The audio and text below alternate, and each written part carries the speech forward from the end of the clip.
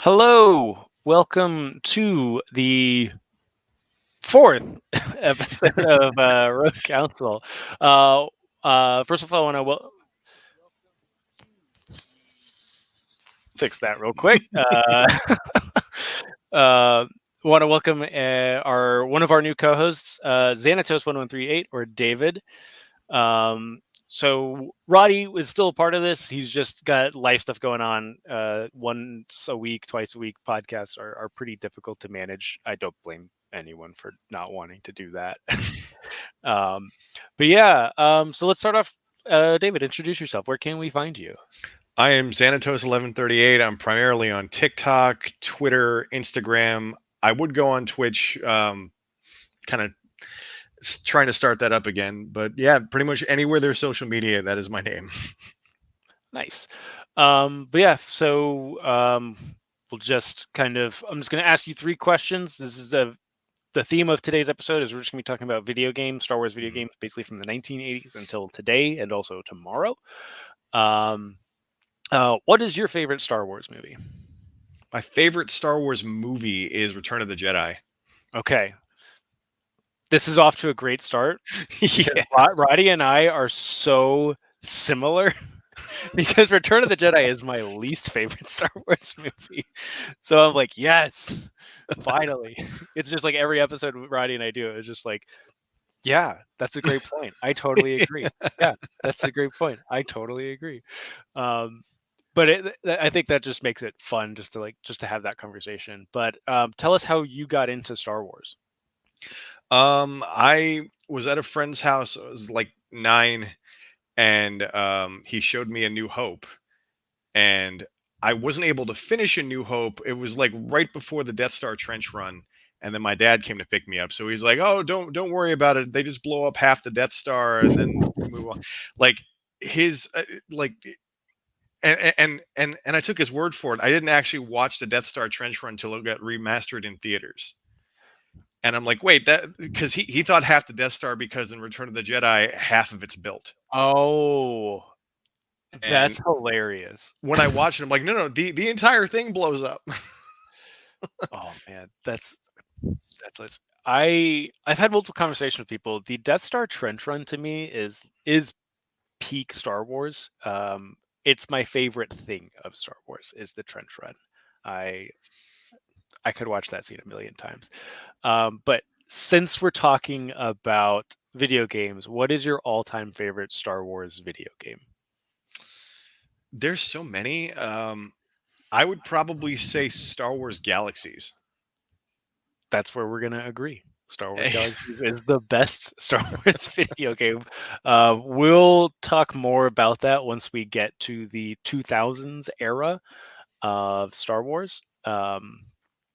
But let's just jump into it. So we're gonna start. This is pretty short because there's not a lot. We're gonna start in the 1980s. Um, I remember distinctly. Um, my parents were kind of cheap when I was growing up, Hmm. and they would figure out a way to get into a hotel pool without staying at the hotel. And this hotel had like a little arcade, like it had a Super Mario cabinet and a Star Wars arcade cabinet. And this was the Vector arcade. Did you ever play this? Like, speaking of the Death Star Trench Run, like the original 1980s arcade for Star Wars? Is it the arcade that had all three movies, and it had like the Death Star trench run, and then Hoth? You had the battle against the Walkers, then you're in Echo Base. Is it the same game? No, that is the Star Wars trilogy. That is Okay. from the 90s. This is old. This was a vector screen. Like if you ever played a Vectrex, it is Mm. it is that. So there's no pixels, it's just lines like if like games like Tempest and Battlezone. It I've was seen that. Yeah. it's awesome. I remember going to a place back where my parents lived called Flashback Arcade, and they had that arcade. They didn't have the trilogy. Everyone remembers the trilogy arcade where you have the joystick and the lightsaber. That's the bonus level for Return of the Jedi.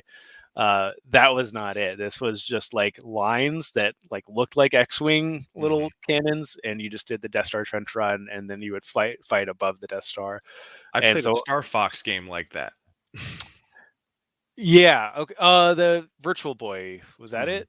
Yeah, Yeah. very, very much the same concept. I would play that so often, and it's like people always like. It's funny because like this arcade had that game and Super Mario Brothers, the arcade game. And people are like, no, no, no, it wasn't. I was like, no, Super Mario was an arcade game. Um, but yeah, I love that game. When I saw that in like a retro arcade by my parents' house in Georgia, I was like, oh yeah, I'm spending all day in here. That game's so good. And then other than that, these aren't games I played. I have them listed in this outline. Did you ever play any of the Atari games for Star Wars? No. Um, I my cousin had Empire Strikes Back, but his Atari never worked, or he said it never worked. He probably just didn't want me playing it. Um, all I remember was that I've seen videos of it. It's something I've wanted to like find an old Atari 2600 and grab those games because they look decent. Because like the all I know is Empire Strikes Back. I think it is just a snowspeeder attacking an AT-AT, but like it's Atari graphics. But I do want to play that. I assume the original Star Wars is just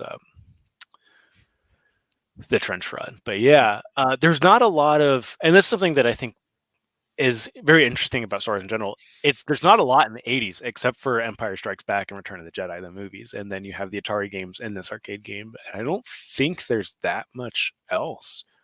Not a lot of books, not a lot of comics coming out around this time. Like it was really the 90s, I feel like, that kicked it off. Yeah, I think Heir to the Empire trilogy was in like the 80s, but mid 80s or something. That's all I remember. Okay. Yeah. Was it 80s or was it 90s? I can't remember. I remember getting it like in the 90s, but I don't think that's probably not when it came out. But yeah, there's not a lot here, but we'll get into probably the second longest list of games comes from the 1990s. And most of my experience comes from MS-DOS games. The golden era of video games. And the probably the number one that comes to mind, the one I had the second most amount of experience with, was Dark Forces 1. And because any game that looked like Doom, I had to play. But yeah, I played the crap out of the original Dark Forces. I thought that game was so cool. I was playing it the other day. I absolutely love that game. Yeah, back when, like, I played it a lot throughout the years, and that was the era of games where I would put in cheat codes unashamed. And I would just put in like God mode or something if it was available, just go through the story. And then as I got older, I actually beat Dark Forces legitimately. I'm like, oh, this is pretty cool. Yeah, I was running through it like a week or two ago. I got about halfway through the game and I was like, yeah, this game still holds up. And I was not like, I'm not going to use cheat codes on this game. They are available, but yeah, that one. I didn't play Dark Forces too much. I mean, Dark Forces 2, the 3D one, where they kind of like really started emphasizing the lightsaber combat. I was more into the first game. Just like, I mean, it looked so cool, and it was like you had Wolfenstein, you had Doom, Quake hadn't really come out yet, and then like Dark Forces came out, and it was like they did like that live action stuff in some of those cutscenes, and it's like, oh my god, this is a new Star Wars movie. Yeah, it was really fun. Yeah, Kyle Katarn's still like one of the coolest characters in Star Wars. Oh yeah, absolutely. I love Kyle Katarn. But yeah, after that, I think the biggest impact of MS-DOS, I think, was TIE Fighter and X-Wing. I remember distinctly, this was the first time, as a really young kid, this was the first time I learned that adults played video games, and it wasn't just kids. And when I, as a kid, was talking to people at school about X-Wing, like X-Wing and TIE Fighter as they were coming out, and then I found out that like one of my dad coworkers was like, "Oh yeah, I bought a brand new joystick just to play TIE Fighter." And I was like, "What? You play video games? Like you bought a whole joystick for this?" Um, and I remember, like seeing Thrawn like for the first time. Like we had the covers of Heir to the Empire, but like that was Thrawn. Like that was like Thrawn like sitting like this. Um that was the coolest thing. And like I knew TIE Fighter was the more popular one, but I was always into X-Wing. I thought X-Wings were way cooler. This TIE Fighter story's better. But I was like, yeah, I just want to fly the X-Wing. I I don't remember how far I got in X-Wing, because I was really bad at those kind of games back then. So like cheat codes as a kid was really Mhm. helpful. But with X-Wing, if you do a cheat code, it doesn't let you pass the first level. But in TIE Fighter, one of the things that stuck out was near the end when you're basically Darth Vader's wingman. Mhm. And I'm like, oh, this is so cool. I'm flying next to Darth Vader right now. It's a game that like I mean I have TIE Fighter right here.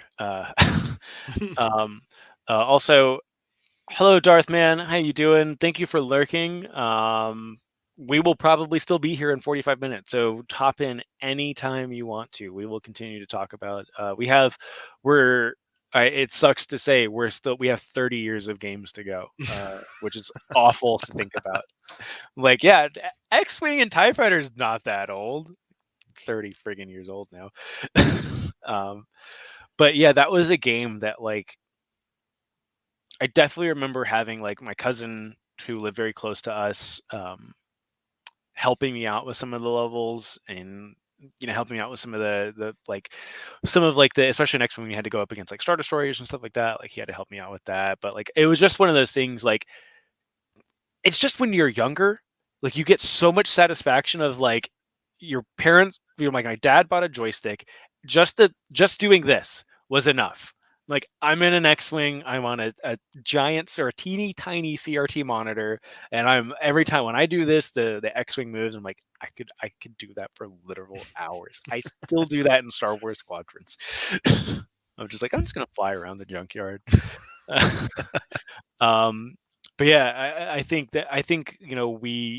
we'll kind of get into it a little bit later with stuff like Star Wars Squadrons and some of the mods that have come out for X-Wing and TIE Fighter recently. But that is a game that has stood the test of time. People still play that game. There are still. I joined a Discord server not that long ago of people that are like, "Yeah, we still host tournaments like twice a month for X-Wing versus TIE Fighter," and I'm like, "This is great." Uh, there, I couldn't hold a candle to them. They've been doing it for 30 years, like nonstop. And I'm just like, yeah, it's so good. But kind of, we'll move a little bit. We'll kind of truck through it. Did you ever play the infamous Yoda stories? Somehow I skipped that. I think I saw like a demo or played a demo of it, and maybe just a couple of minutes, but I never actually played through the entire thing. I never finished it. I definitely remember having it, and I don't know if you ever remember Chip's Challenge on like Windows 95 or 98. I can't remember what it was. It was a tile based like Zelda game. And that's kind of what Yoda's story was. And it was one of those games where you would, as a kid, it's not great. It was targeted towards kids. You would get the blaster, but like you had to, like you could only use the blaster in a certain situation. And you get the lightsaber, and you could only use the lightsaber situation. As a kid, you're just like, I got the lightsaber. Let me swing the lightsaber. And it is definitely not one of those games, and it is not good.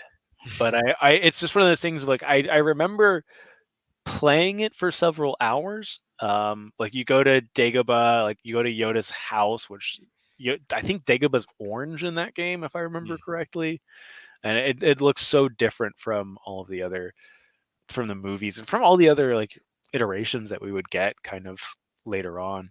But yeah, it's just like it's just one of those things like when people talk, I always like it's my holiday special of like you need to shut up about the modern games because if you don't shut up, we're gonna get another Yoda stories. It's like be thankful for what you have.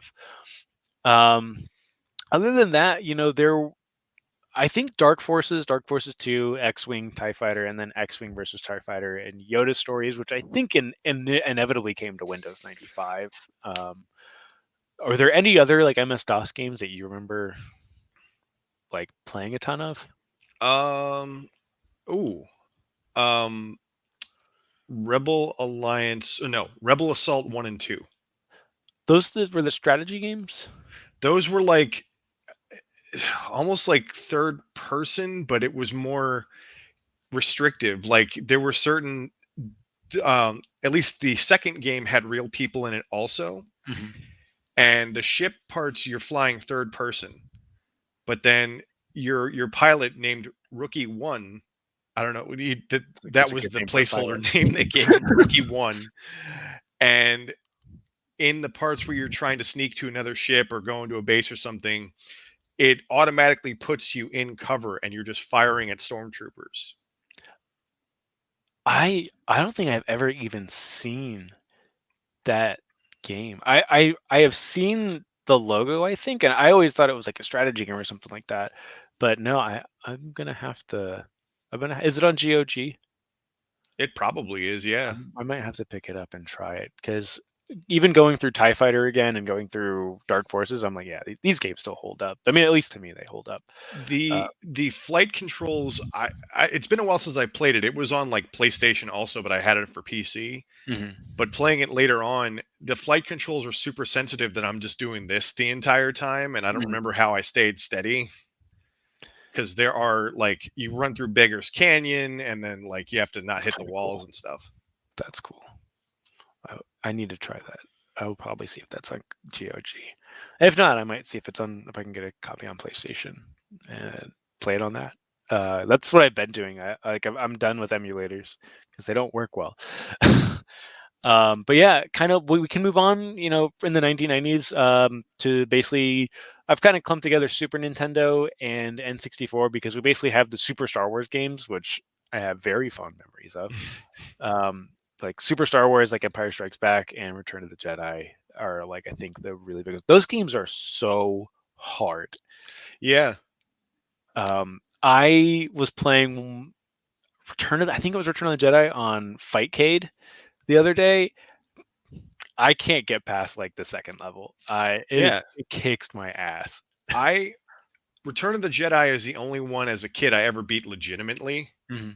and then playing it back now, I don't know how I got past the second level. It's like I had that like moment of like I can beat a Mario game pretty easily now. I can beat a Sonic game pretty easily now. There's like harder platformers out there that I can like barrel through. Super Star Wars like just whoops me every time, and I'm just like, I know what the other levels look like. How did I get to them? And I'm just like, but like I do remember like I had a Sega Genesis growing up, but my cousin and my neighbors had Super Nintendos, and we would go over there and we would play Super Star Wars all the time. Um, and it reminds me of like a I don't know, maybe just a simpler time of like, yeah, no, this isn't in Star Wars, but it's a sprite that we have available, and now it's an enemy. And I was like, I miss that. I'm like, why isn't that canon? That should be canon. The stupid like snake monsters. I'm like, yeah, that's Star Wars enough. Why not? Let's make that canon. Everyone's talking about like bring old books back. I'm like, no, bring Super Star Wars. That's how the events really happened. Um, but I can't think of like any like Super Nintendo, Sega Genesis. Like I don't think there are any Sega Genesis Star Wars games now that I think about it. No, no, I think that was just the movie games on Super NES. Yeah. But yeah, God, I need to like sit down one day, like on a day off, and be like, all right, let's wake up early and try and get through Super Star Wars, at least one of them. Yeah, um I think I might have played the Return of the Jedi one for, or maybe that or Empire Strikes Back, but Empire Strikes Back was like ridiculously hard Yes, in and comparison. that's I no, I definitely played Return of the Jedi on Fightcade, and that game still whooped my butt. So I need to pop in. I need to see if I can just find the cartridges and do that because I know Limited Run has been doing a lot of Star Wars stuff recently, so I need to look into that. But yeah, I think we kind of get into the golden. I don't know. You could probably answer this. The golden era of Star Wars is either the late '90s or the early 2000s, because that's when we got like all the games. Because the first one that I have for like N64 is Shadows of the Empire, which that is a game I played until I think the cartridge stopped working. Um, See, I didn't play that one as much, and it was one of those things where like I actually did not get an N64 because my grades were so bad, and I like refused because I kept putting it on like my Christmas list or birthday or whatever, and my parents were like, no, you have to get better grades, and I didn't believe them. I just kept putting it at number one. It's like, oh, they're gonna cave eventually, and no, I didn't actually get a next gen system until I was able to buy one myself when I had a job. So, I didn't have that experience with the N64. I had that experience with the Dreamcast, where I was like, "Yeah, I'll ask for it for Christmas," and I didn't get it in 1999, and then in 2000, I didn't get it either, and in 2001, I like was like painting like abandoned houses for like my grandfather. I was like, "Well, I made $250 in the course of a whole month. Time to go buy a Dreamcast." But yeah, no, like I was lucky that I did one Christmas get an N64 and I played the crap out of Shadows of the Empire. I think have you ever played Shadows of the Empire at all? Or yeah, that I played it on PC. It's funny because I think I beat the game in one sitting in just randomly in my mom's office one time, just sitting at her computer playing it. yeah, I love that game. I beat it once without cheat codes. And the last level's not that hard. The last level where you're in the Outrider. Hmm. That's it, the Outrider. That's not the hard mission. Like when you're going through the space station and you're shooting the core and you get it down to like 25%, it's the gladiator droid at the end that is like that is a nightmare of a boss fight. But I remember beating it, and then I remember putting in the Wampa Stompa code. I still remember the like I don't know what it was like on PC. I never played it, but like you had to like it was RLZ left on the D-pad, all of the C buttons, and you had to move the stick with your chin halfway to the left until it beeped, halfway to the right until it beeped, halfway to the left and halfway to the right, and then it would unlock like like the debug mode where you could change the colors of the game, you could add as much health or as much ammo as you wanted, and that's when you could just like sit underneath an ATSD with a missile launcher and just go. um, but yeah, I did that. I remember distinctly uh, throwing an N64 controller while fighting Boba Fett. Um, which I don't care. That fight in my head is canon. I did similar things with the Episode One video game, The PlayStation one. the PlayStation, and then again, I didn't get a PS1, so I had it for PC, but it's like the same thing anyway. And I just remember going around Tatooine as Qui-Gon, but with a rocket launcher. And for some reason, That's they great. actually made every NPC in Mos Espa killable. So I just ran around, blew everyone up, and said, "All right, screw it. I'm gonna just mess around in this level." I I played. Speaking of, what's up, Roddy? If my mouse works. Um, so everyone say hi to Roddy. Roddy couldn't make it, but always with his spirit. Um, um, but yeah, that's one of those games that like I played a little bit of the Phantom Menace growing up on like a friend's PlayStation. I bought a PlayStation right when the PS3 was coming out. I was like, yeah, you know what? I got some spare change. We'll go buy a PlayStation today in the year 2005. But yeah, I definitely remember going to friends. We didn't do any cheat codes, but we definitely went around Mos Espa with lightsabers and cut up everyone. I feel like everyone who played that game had the same experience of like, yeah, I found out you could kill everyone, so I killed everyone.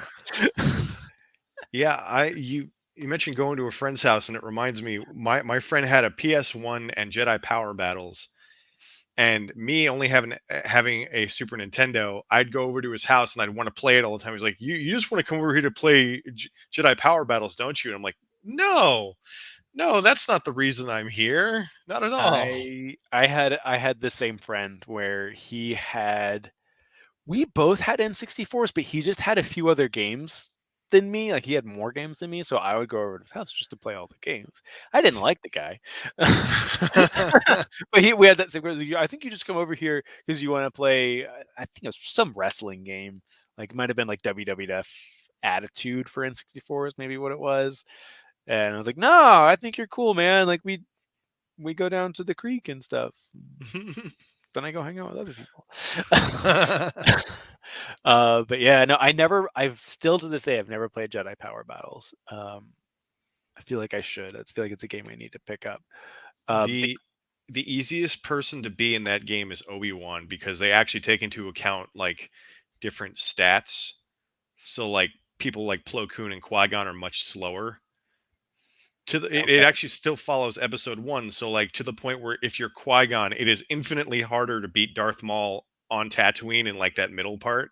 Mhm. But as Obi-Wan, I wipe the floor with him. That's hilarious. It's not a fighting game, right? It's just like an action hack and slash, or is Yeah, it? yeah, like third person platforming and the camera angle, of course, because it's a PlayStation game. The camera's a bit janky, Mhm. but it is a platforming droid killing type of game. Okay.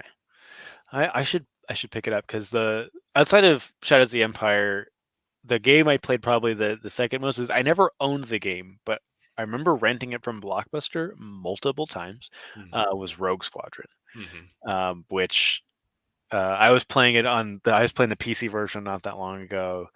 That game still holds up. Like that game is still a ton of fun. I remember going through that game again one time without cheats, and then once I was that, there was a lot of games I played that I just didn't like that much. I just put the cheat codes in because like whatever, if this isn't fun, but I know how I can make it fun.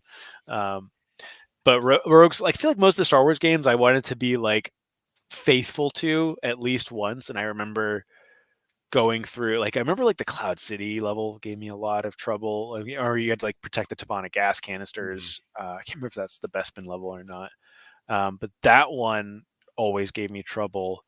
But when you got the cheat codes, and I may be remembering this wrong, I feel like I know they had the N1 Starfighter in that game, but I feel like they didn't release the cheat code until the movie came out because I think that game came out in like 97 or 98.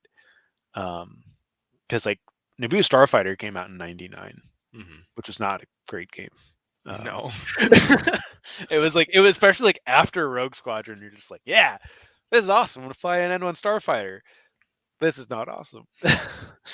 But yeah, I had played so much of Rogue Squadron, and it was like there's like references to like the X-wing novel in that game. I remember like when they bring up Corran Horn at one point in one of those briefings, and I'm like, oh, I know that Yeah, guy. it was either the same planet or we actually like there was a mission for World Devastators because I think it might not have been that first Rogue Squadron, but I definitely played a Rogue Squadron. Maybe it was on GameCube. Actually, come to think of it, Mhm. that had stuff from Legends that I knew. I'm like, oh my god, it's in the game. I could see it. Mhm. That was I no, I think you're right. That is the Rogue Squadron 2, the GameCube one, which I highly encourage if no one's ever looked at Rogue Squadron 2, it still is a good looking game to this day. Like that, like I remember that was like when you would go into a Target or a Best Buy when the GameCube was new, they always had Rogue Squadron 2 playing because of how good that game looked. Um, compared to stuff like Squadrons now, maybe it's a little dated, but it's still like the Death Star Trench Run on the GameCube game is the game looks Yeah, great. and I actually not too long ago I bought an N like that Pod Racer Edition N64 Hmm. and pretty much every game they made for N64 that's Star Wars. But when I popped in Rogue Squadron, even with the adapter, it looks awful on my television and I can't see anything. It's all like blurry. Do you have So an expansion pack I in? don't think I do. I remember that. I like it, on a CRT it looked fine, but I do remember when you got the N64 expansion pack, like that game really does like it smooths everything out. Like the fog of war kind of goes away as well. So like that game looks a lot better. So if you can get one, try it. See if that makes a difference. But yeah, you can also get it. I think the PC version for like $5. It's a little janky on Windows 10. Mhm. It doesn't do well with resolutions. I'm sure there's a workaround. I just was too lazy to look at it. But the other N64 game that I really liked that I think is a cult classic is Episode One Racer. Um, that game I think still hold. I think most of these games still hold up.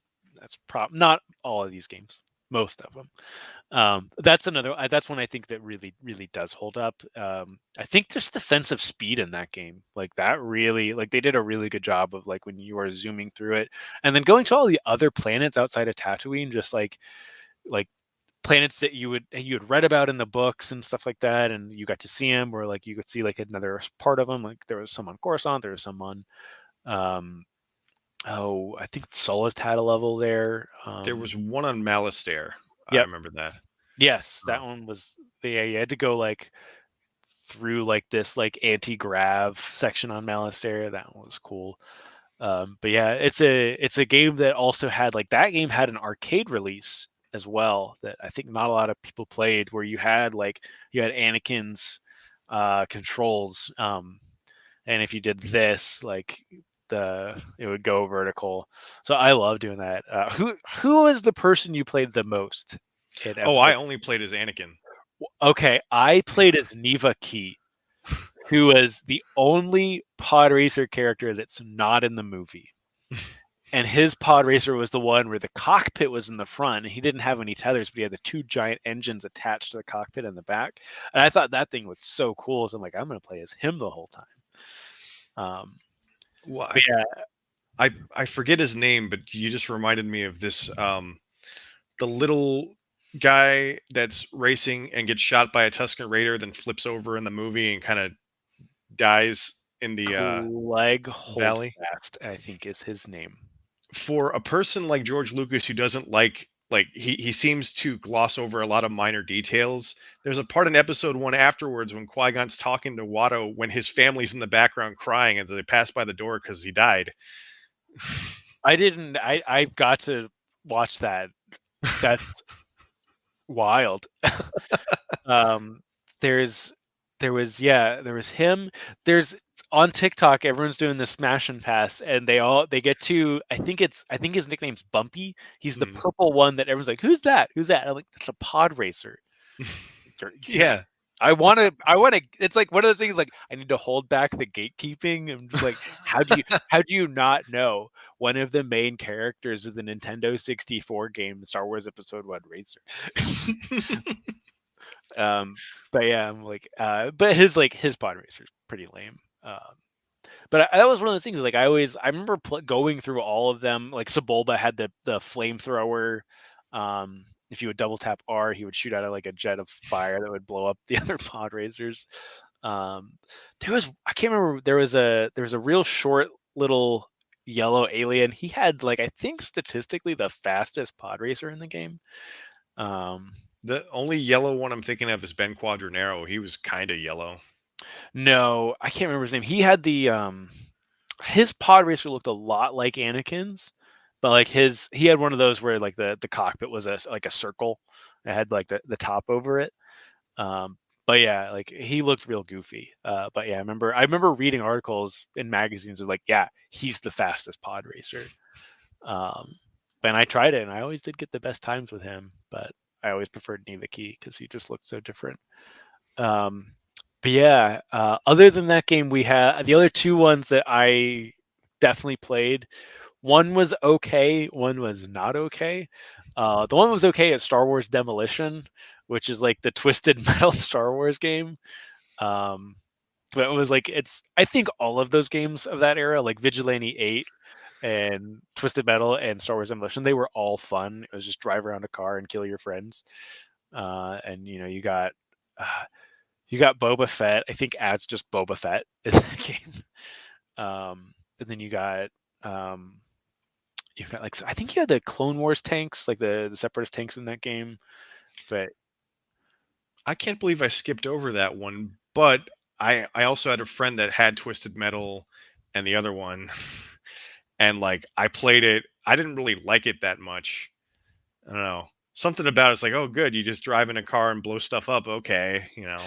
It was it was definitely one of those games you like I think when you played with a friend and you were just goofing off. Like they had like a half a dozen game modes. Like they had a racing mode, they had like a free for all mode, but it was like more of like going into the free for all with your friend and like finding the cheapest way to kill them.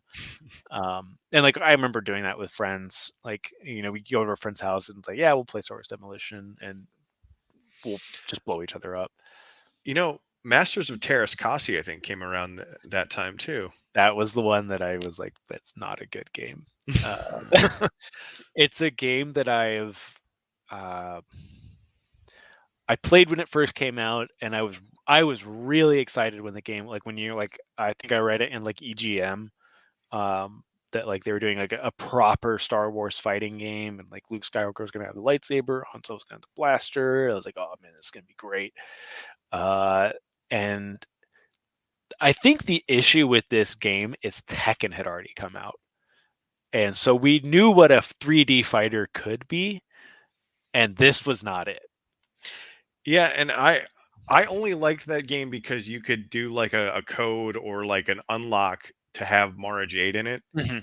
And I'll take anything that has Mara Jade in it. I was not picky.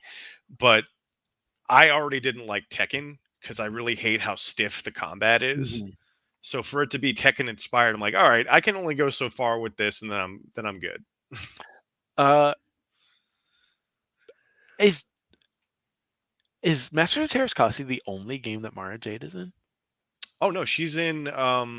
There is a standalone expansion to Dark Forces 2 where she becomes Kyle Katarn's apprentice. Okay. I that was the one I didn't play a lot of. I basically went from Dark Forces. I played a little bit of Dark Forces 2, and then I moved to like the Jedi Knight games. Mhm.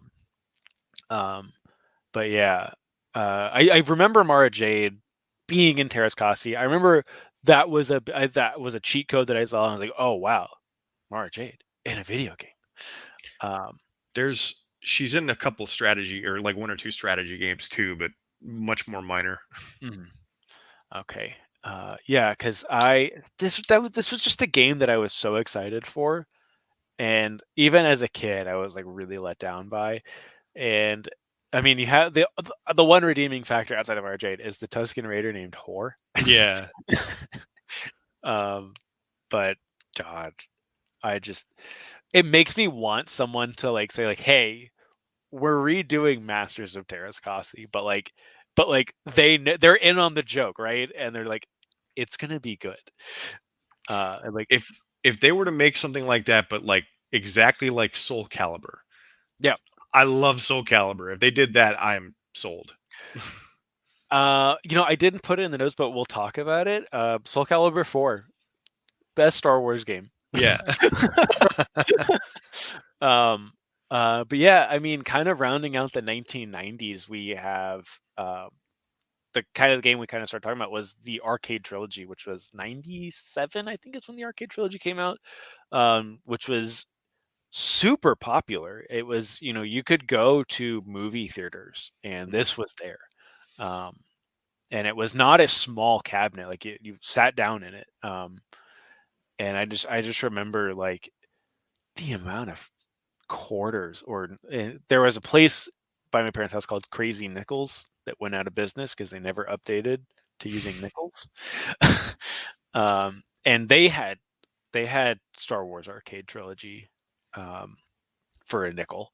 Mhm. And I think I've gotten to the Darth Vader fight like twice, and I died immediately every time. I there used to be a local arcade here that had that and a bunch of other games. And I just kind of like came to terms with the fact that all I wanted to play was that game. Hmm. So I'd go there with 20 bucks and I say, all right, if I don't beat this within $20, I'm good. I'm done. And I sometimes it would take the entire 20 and sometimes I would go over and be like, all right, I'm good. But I got better at it to the point where I still had money left over when I was finished.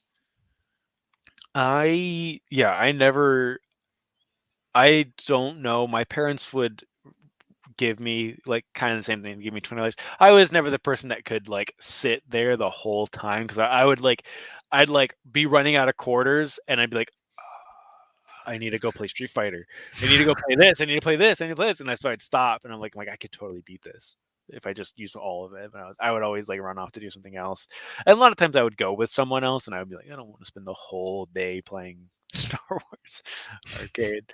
But yeah, it's something that I saw one recently. I say recently, like just a couple of years ago. Like I saw a working one in an arcade, and I was like, "Oh, that's pretty cool." Because it's like one of those things. Like it's like an old House of the Dead arcade. It's just like you just don't like if you're lucky enough to see an arcade as it is, but then when you see like really old machines still working, it's like, oh yeah, that's cool. But yeah, I mean that kind of rounds out like the 1990s. I mean, it is. I think it is like the kickoff decade for like Star Wars video games. It's the. I think it's the decade I remember the most of playing video games in Star Wars. Um, but I think the real kicker is the 2000s.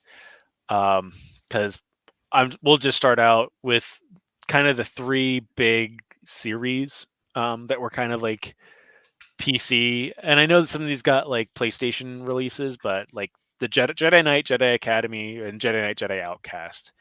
I played Jedi Outcast a lot when it came out.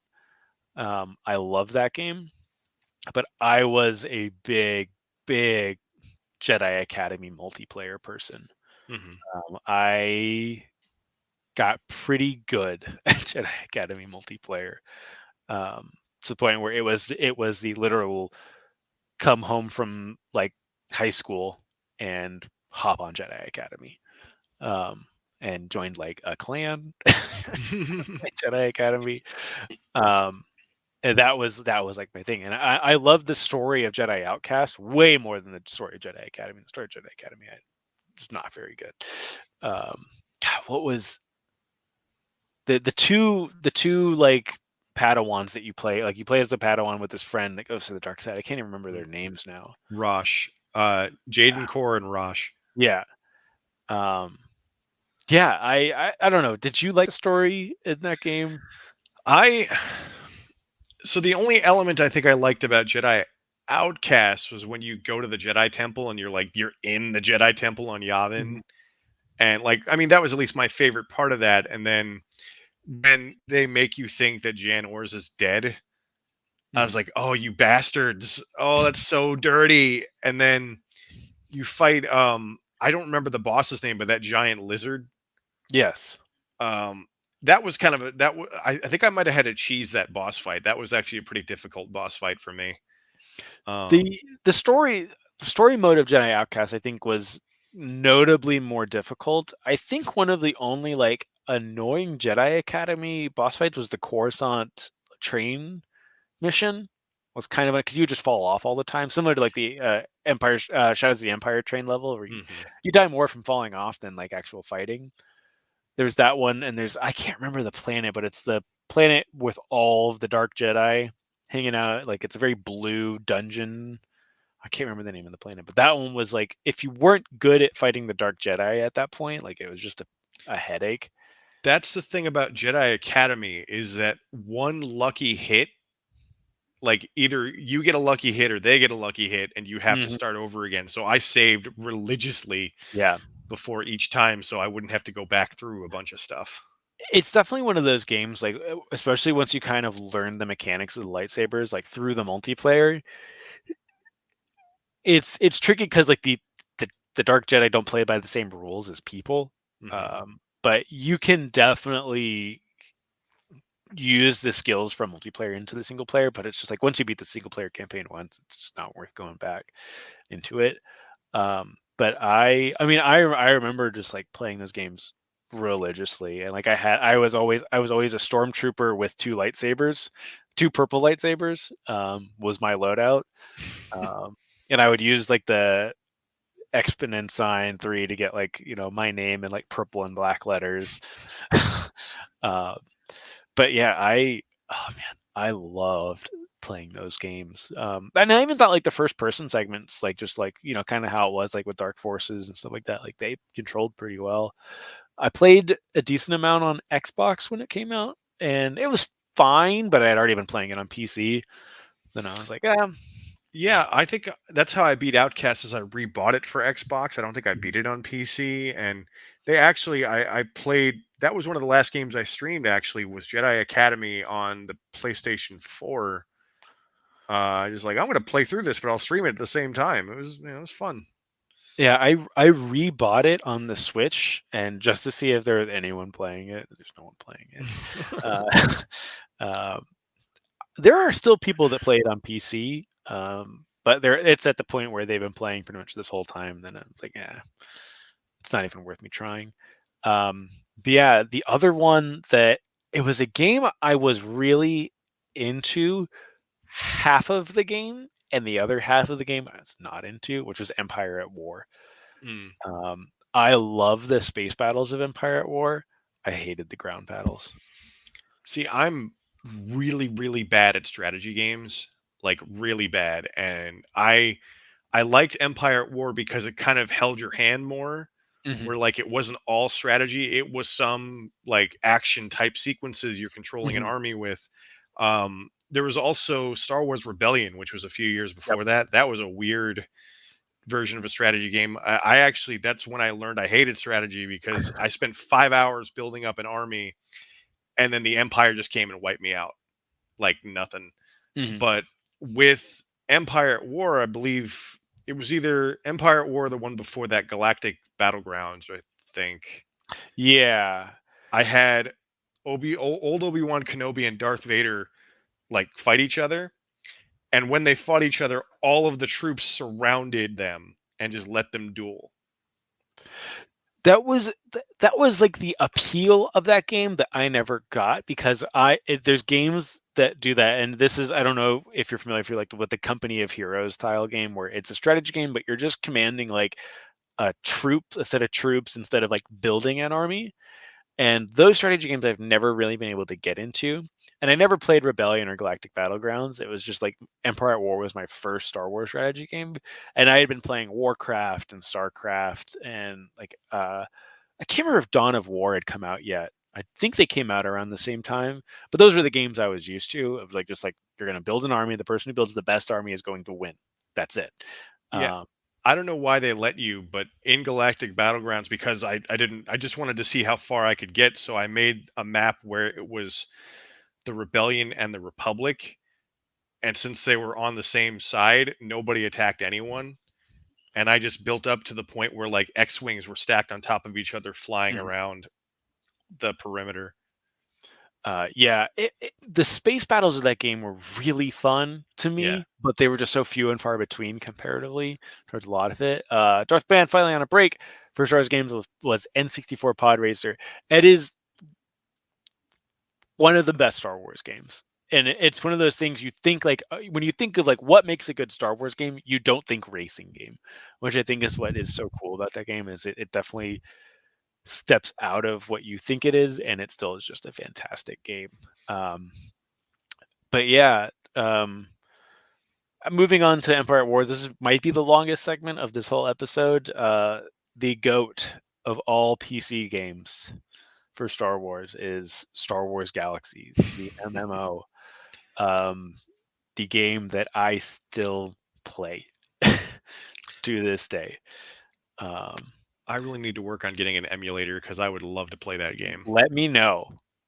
Um, so okay, let's break this game down because this is to me the game I have the like when this game was active and you could do slash I think it was playtime.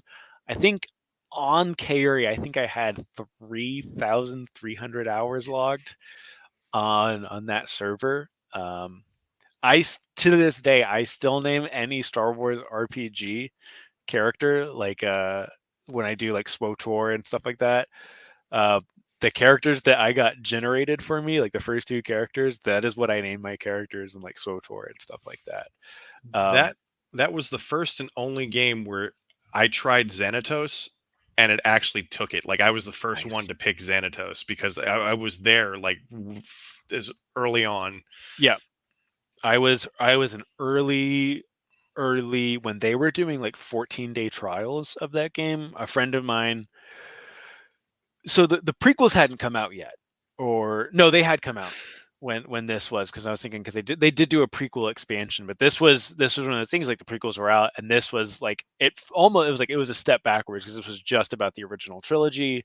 It was about going to see Luke Skywalker and Darth Hmm. Vader and the Emperor, um, and he he took me um,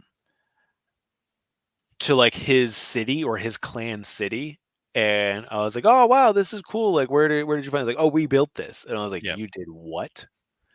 And he's like, "Yeah, we built this city." And I was like, "How?" I was like, "Well, we have this character who has like the politician arc completed," and I'm like, "No way!"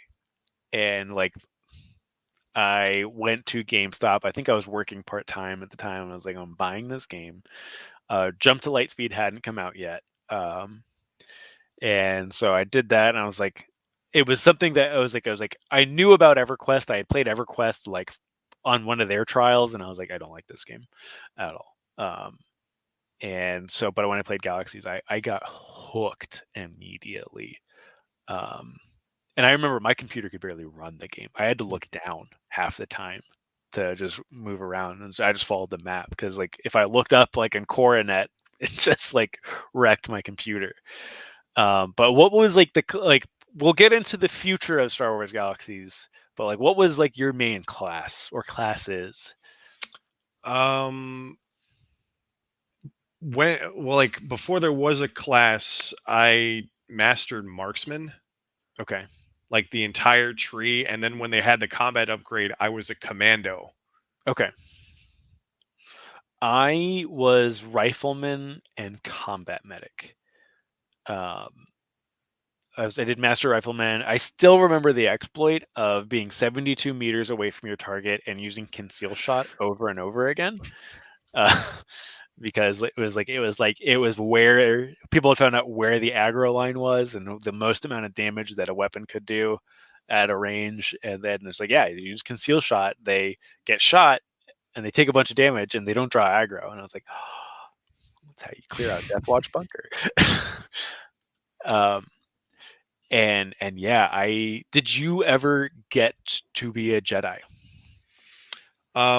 Not Pre in pre CU Jedi. Yeah, no, not I actually I found one holocron and it said you need to master doctor. And I said, there's no way in hell I am master because I've already got like my commando. um I had marksman and I had pistolier. And I'm Hmm. like, I don't wanna go back and try and master doctor, so I'm just not gonna do this. I So I got right before you got your lightsaber. I was doing the grind in the village, the Orilla village on Dathomir. I was doing, and that was a horrible grind. But I never, it was one of those things. And I always say, when people get upset about like the future of Star Wars Galaxy, I'm like, I want everyone to know that I was like not that far off from becoming a Jedi when they switched it over, and I still really liked where they went with it.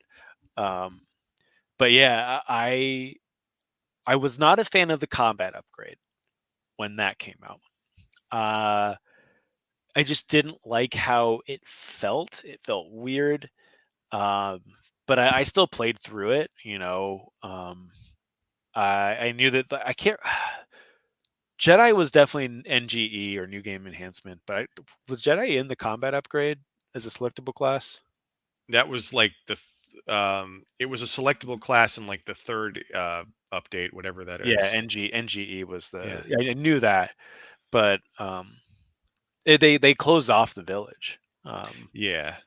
Yeah, because Uh, like first you had to find random holocrons and master like four different things, mhm, and like you actually had to guess which ones. But then they added the village as like the other option to be like, okay, here's a slightly easier way to get Jedi. mhm. And I I actually was working through that too. I don't remember how far I got. I was pretty close. I like you would get like the I forget how you would even check your abilities. I think you would just go talk to the one of the guys, and they would have like the phase 1, 2, 3, and 4 of the village where it would be under attack during certain phases and stuff like that. Um, and there was a way to check your progress. It wasn't as simple as like, what's my Jedi level looking like? It was like a really complicated process, but I was like getting there, and it's like I just needed like another month basically of grinding, and I would have been there. I remember like it was like news, like there was like articles going around of like someone the first Jedi in Star Wars Galaxies. Um, and yeah, and then the upgrades hit. I didn't like combat upgrade. I did like new game enhancements, and they added like the expansions to that. Like they added like Kashyyyk and Mustafar. Um, they did a bunch of stuff like even pre-CU, like Jump to Lightspeed. I spent a lot of time flying around and doing all the missions in Jump to Lightspeed. Um, like I at one point was a rebel ace. I had like the advanced X-wing. Um, I I had a YT 1300 or 3100, the Millennium Falcon, and it was like it blew my mind. Like, oh yeah, you can just walk around it while it's in space. And I was like, oh, this is so cool. Yeah, I don't think I ever got one. I don't remember. I did have several ships, and I walked around the free one. Basically, they give you the Lady Luck. Yep. I walked around that one and put stuff in there. Um, I believe I had an X-wing because that's what I was aiming for mostly. And I remember the biggest thing I remember is going with someone in their Y-wing and being like their gunner because it was Mhm. a two-seater. Yep. And they're like, "Okay, I'm going to take us to a star destroyer." And I'm like, "Wait, what? Yep. Just us?" He's like, "Yeah, don't worry about it. Just shoot." So he flew around, like we actually killed the thing. And I Yep. was like, "How did you do that?" I was like, "Because it's possible. It's good." That was like when they were at one point the loading screens were like around the galaxy news, and the first person to solo a star destroyer and an X-wing like was on the loading screen. They're like, hey, the reports of a solo galactic rebellion ace has eliminated a star destroyer, and I was like, oh, it's possible. I never could do it. And I had a pretty beefed up advanced X-wing advanced, like with the slotted engines. That thing looks so cool. Bring that to canon. um, but yeah, I played all the way up until that game got taken down.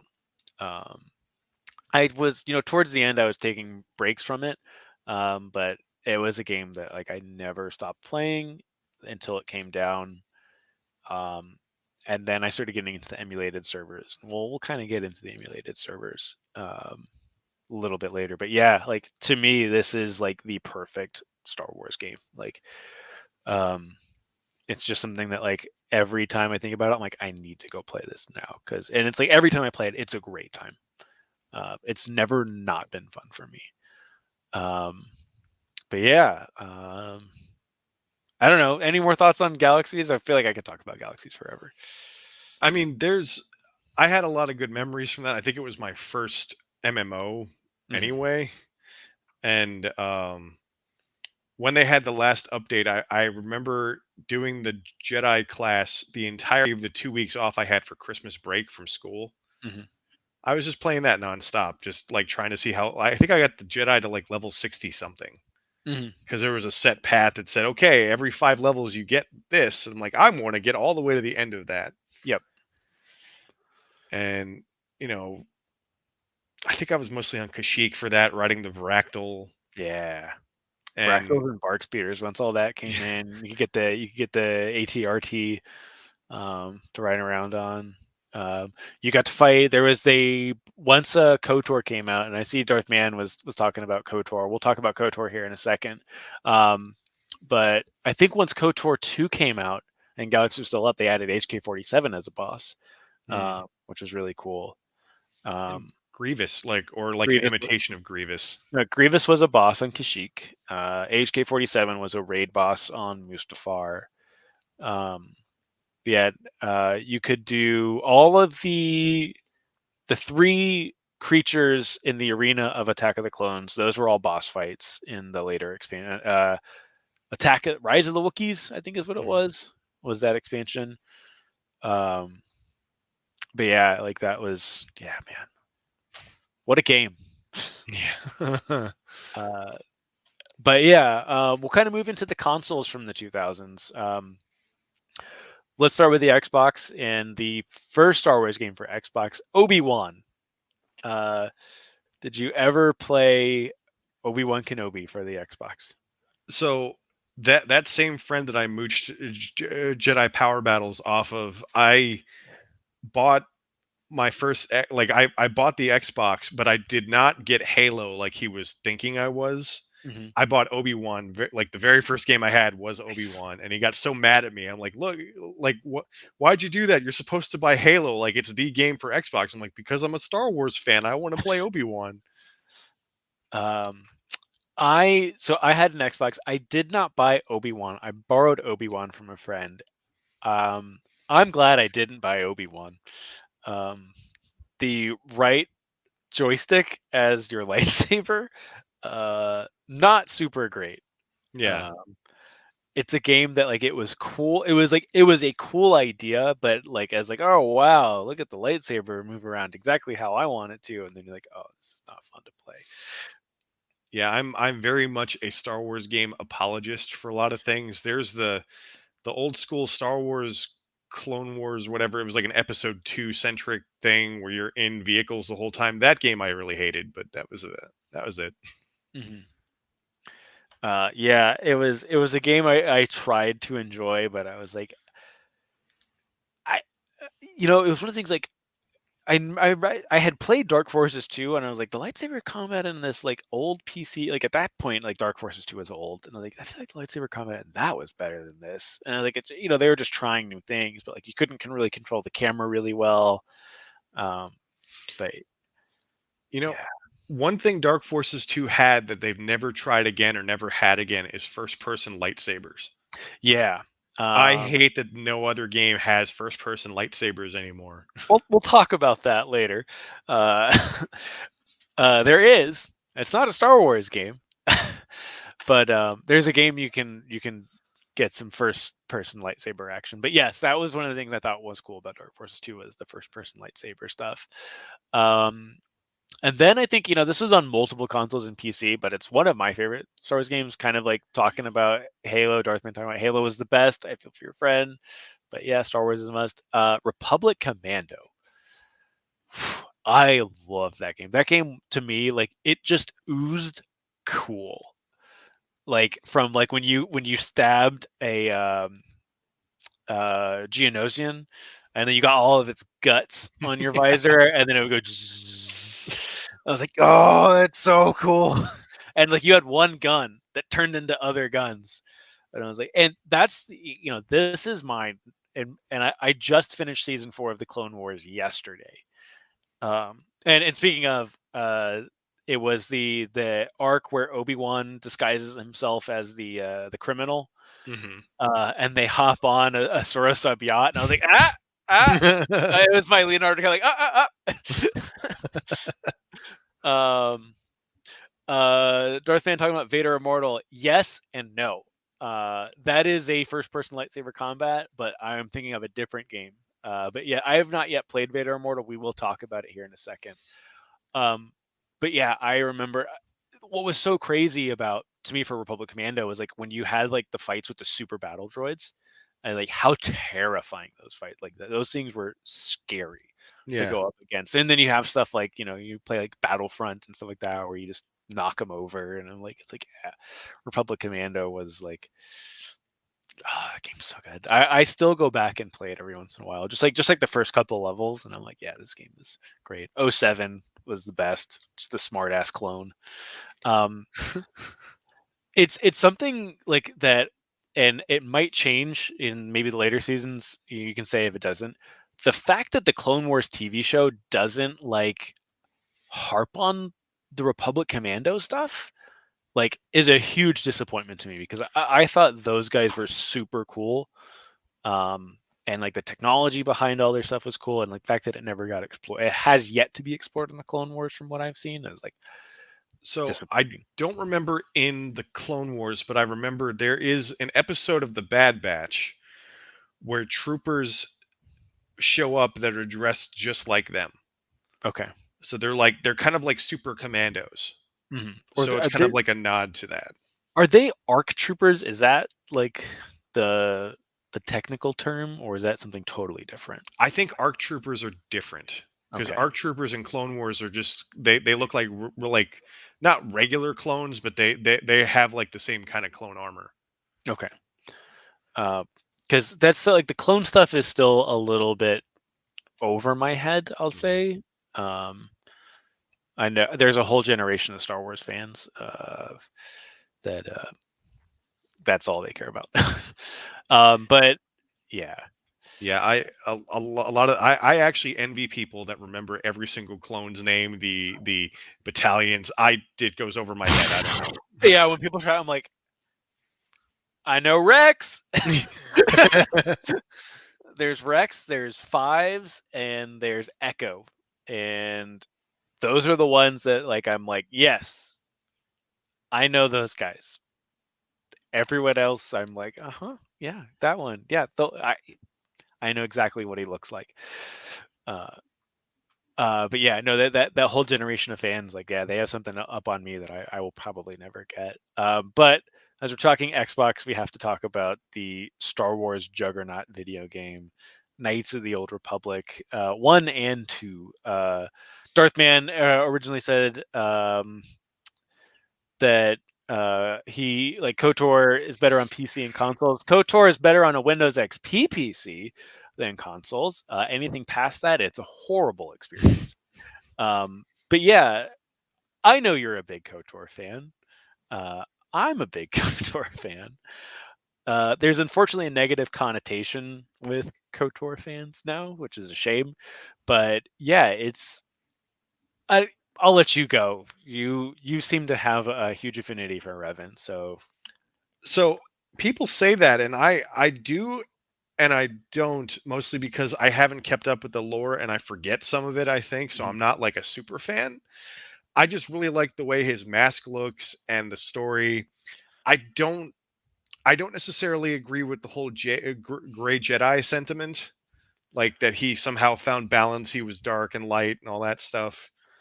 Um, I do like his character near the end where he's a light side, and even in SWOTOR, he has a whole flashpoint dedicated to him. Basically, that was a mhm. really fun experience. Yeah. And his story centering around Bastila, like I love that stuff. Yeah. I know that is the Gray Jedi stuff is, and this is one of the reasons it's mostly from the Revan novel. And that's one of the reasons there's multiple reasons why I don't like the Revan novel. I've read it twice. I will say that. As much as I don't like the book, I've gone through it twice. Um, but yeah, I think the game itself, like I'm even replaying it on the Switch because I just love it so much. I love the game. I love the first game. I'm really boring, and Manon is my favorite planet of that game. The planet where you don't fight and you just go through the court system the whole time. I was like, yeah, this the music is so peaceful. The Selkath are so nice. And they're like watching the Clone Wars again when they have the bounty hunters going up against each other in the box. And then there's a Selkath bounty hunter, and um, Dooku is like, your people used to be so peaceful. Oh, how they've fallen. And I was like, that was another Um, um, but good night, Darth Man. I appreciate the lurk. But yeah, that was just one of those things of I love every like people complain about Taurus all the time. I love Taurus. It's so great. There's so much story on that planet, and I grew really attached to the second game really quickly. I like the Exile more than I like Revan. I think the Exile's story is more interesting than Revan's. I think the twist of Revan is the really interesting part, and kind of like this is the kickoff of like, are the Jedi taking things too far? What is the morality of like wiping? Hey, spoilers for a 15-year-old, 20-year-old game. but they wipe the Revan's mind and retrain him. And it is the question of like, have the Jedi gone too far? You know, kind of what we explore in the prequels and stuff like that. Like, where's the boundary? Are you actually peacekeepers? So there's lots of interesting stuff. I think Kreia is people. There was a resurgence of Kreia worshippers recently on the internet. I don't know if you saw that. Seen a couple, yeah. Yeah, and I'm like, she has the most interesting perspective on the Force. She does not have the correct perspective on the Force.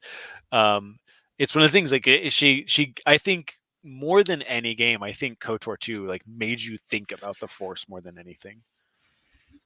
Yeah, there was one instance that stood out because usually in games where you choose light and dark, it's very black and white, cut and dry. Like, okay, this is the light side choice, dark side choice. But there was one instance where, like, I think it was on Coruscant, or no, Coruscant wasn't in the main game, but like, I gave someone money. I said, here's enough for you to get by. And then Kreia immediately scolds me for doing that and says, look what you've done. You've made them a target. And it shows that same person getting the crap kicked out of them by like a bunch of other people, and then they steal the money. That's in the slums of Nar Shaddaa. Yeah. And I think that's what KOTOR. So KOTOR 1 is very much the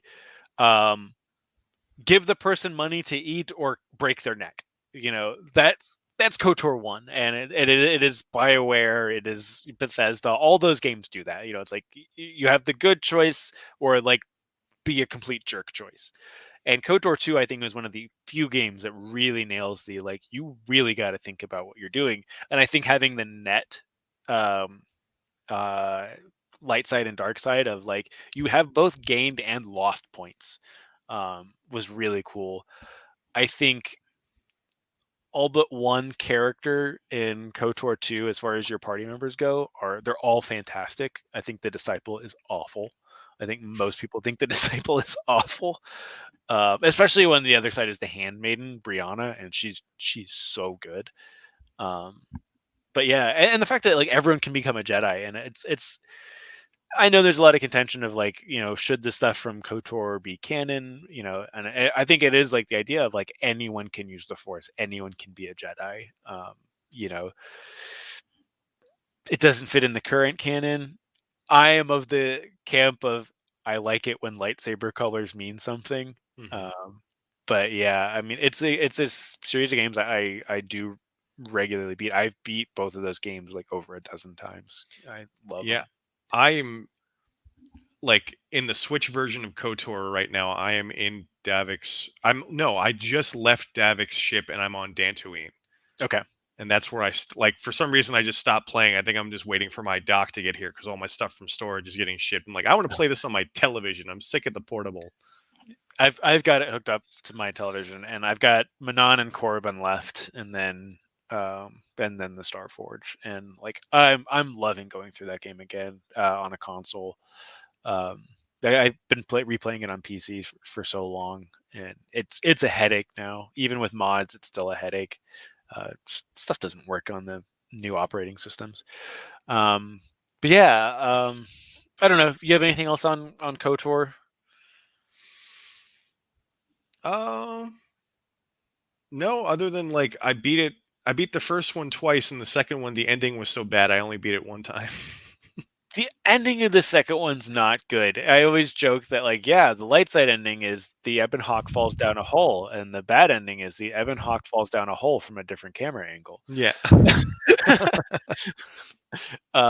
It's not the end fight, and that's the thing is it's like it almost has that Mass Effect 3 ending where it's like I don't think the ending itself is bad. Like the end fight with Kreia, you know, and the end fight, you know, the end fight with oh god, what is Krusty Man's name? I should know this. It's a very edgelord Darth name, if I remember right. It's super edgy. It's one thing like I thought that I like Nihilus. I like the Nihilus. I should say I like the Nihilus Visage relationship more than I like Nihilus. And everyone's like, "Oh, you like Nihilus? You don't like Nihilus? He doesn't have a story." I'm like, Nihilus has a story. It's told through Visage, and I think that's the interesting thing about him is he's a Sith Lord that we don't hear the story of from the Sith Lord. Like I Malik, like the way Nihilus looks more than I actually like Nihilus, I think. he's the coolest looking Sith Lord, by far the coolest looking Sith Lord. But his relationship with Visage, and we could do a whole episode on this. The relationship of master and apprentice, and the drain of the dark side on someone that is told through Visage, and how hard it is to break, and the trauma. Because there's a moment when Visage goes to her chambers, and her chambers is just like, it looks like the Gamorrean dungeon, just red. And it's like, this is where Visage lived under Nihilus. And it is like they really dig deep into like, hey, I know you think the dark side is cool, but it's awful. And I think that's what I love about the Nihilus relationship, is like all of the stuff around Visage. And when you talk to Visage and you talk to her relationship, as a person who can't actually see, they only see through the Force, so they always know what people are actually up to. And even she is blinded by the dark side. And I always thought that story of those two characters, not just Nihilus by himself, eating planets. He eats the life force of planets. And how like the dominance of his character that he has over Visage. I'm like, it's such an interesting story. It's such a sad story, and it's like you have that decision to say, like, it's the same thing. It's like, do you let Visage go back into her chambers, which will bring her back to the dark side, but it also the only way for her to get closure. Mm-hmm. And it's just like, it's such a good story. Yeah, I feel like KOTOR 2 gets underrated from KOTOR 1 a lot, but yeah, and I hate having to explain. I was like, yes, I know he looks cool, but I like Nihilus for other reasons. And same with Revan. It's like, I like Revan for other reasons than I'm an edgelord. But yeah, kind of going over to like, I kind of combined like PS2 and GameCube, because I feel like a lot of those games are on even Republic Commando is available on multiple platforms. But Darth Mann even mentioned that he wants a remake of Star Wars Episode 1 Racer. It was on the PS2, Racer Revenge. It's good, but it's one of those things, I think, like, you had already played Star Wars Episode 1 Racer. This is just the prettier version. Yeah, I think I rented it, and I was like, all right, this is good. I don't need to own this one. Yeah, you've already done it. I've already put in how many countless hours into Episode 1 Racer. It's on PS4 now. I've thought about picking up. Limited Run did a version of it. Limited Run also did these really cool like action figure cases for Episode 1 Racer and Shadows of the Empire, where they come in like little action figure cases. So if you can find one, those are really cool. Did you play Star Wars Bounty Hunter on PS2? I never finished it, but I got really far in it. Yeah. I never played it, so I mean, you can tell. I've seen what it looks like, a PS2 era third-person shooter. One of the coolest aspects of Bounty Hunter, probably like the thing that makes it stand out from just a third-person game, was you could actually, throughout each level, you could find bounties. Okay. Like random henchmen might be a bounty, so you can take time to scan them with your visor and see if there's a bounty on them to take, dead or alive, and then you can tie them up if they need to be alive, and then collect them. That's kind of cool. So like, I don't know, like Metroid Prime scanning type stuff. Yeah, more or less, and it goes into like more how Django met Jan Ors, or not Jan Ors, Zam Wessel, and what he did as a tryout for Dooku. There was some like rogue Jedi that like kind of skirting along the lines of a dark Jedi. Mm-hmm. And I never got to the end, but I know that she was the boss fight. Okay. So Django takes her out, and that successfully, like, he passes that test, and that's why they make him the clone template. Okay, that sounds neat. It's one of those things. I got a PS2 pretty late. I got a PS2 and a GameCube pretty late. I had an Xbox most of the time, and it was one of those things, like, it always looked cool. I'd heard like it was even for like standards of that time, like, Devil May Cry had alredy come out, and there was like, yeah, it's a little janky. The camera doesn't work super well. And people like, yeah, Devil May Cry exists. You don't really need to play this. Um, but yeah, it's something I've thought about picking up and trying it out. But another one that I feel like a lot of people have a lot of affinity for is the Revenge of the Sith game. Oh yeah. Um, Super fun. I played more of the split screen multiplayer, like the fighting in Revenge of the Sith, more than the campaign.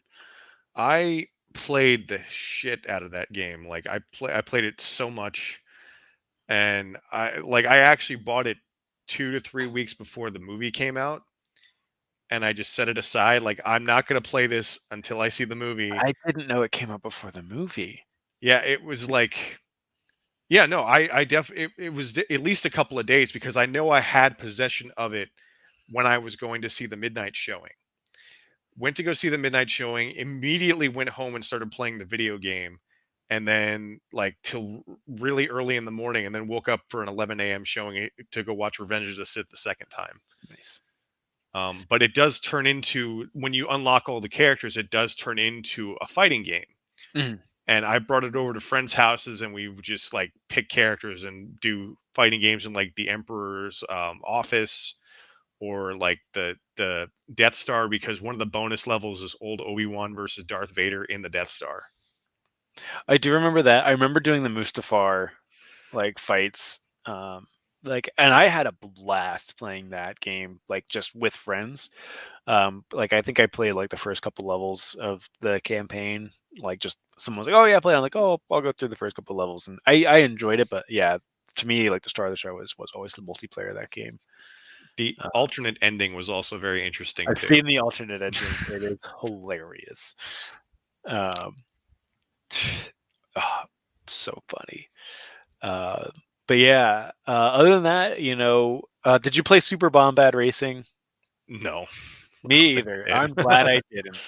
That was one of the things of like, it's another one of those like Yoda stories where I'm just like, for a lot of these young kids that like are complaining about the new battlefronts and squadrons, and I'm like, you guys have nothing to complain about. You really don't. You have it so good. Because like, I just remember like it was like at the time when I think the prequel hate was starting to ramp up, and then like on top of that, Super Bombad Racing was showing up in magazines, and you're like, oh no, this is not going to help at all. Like giant head Darth Maul.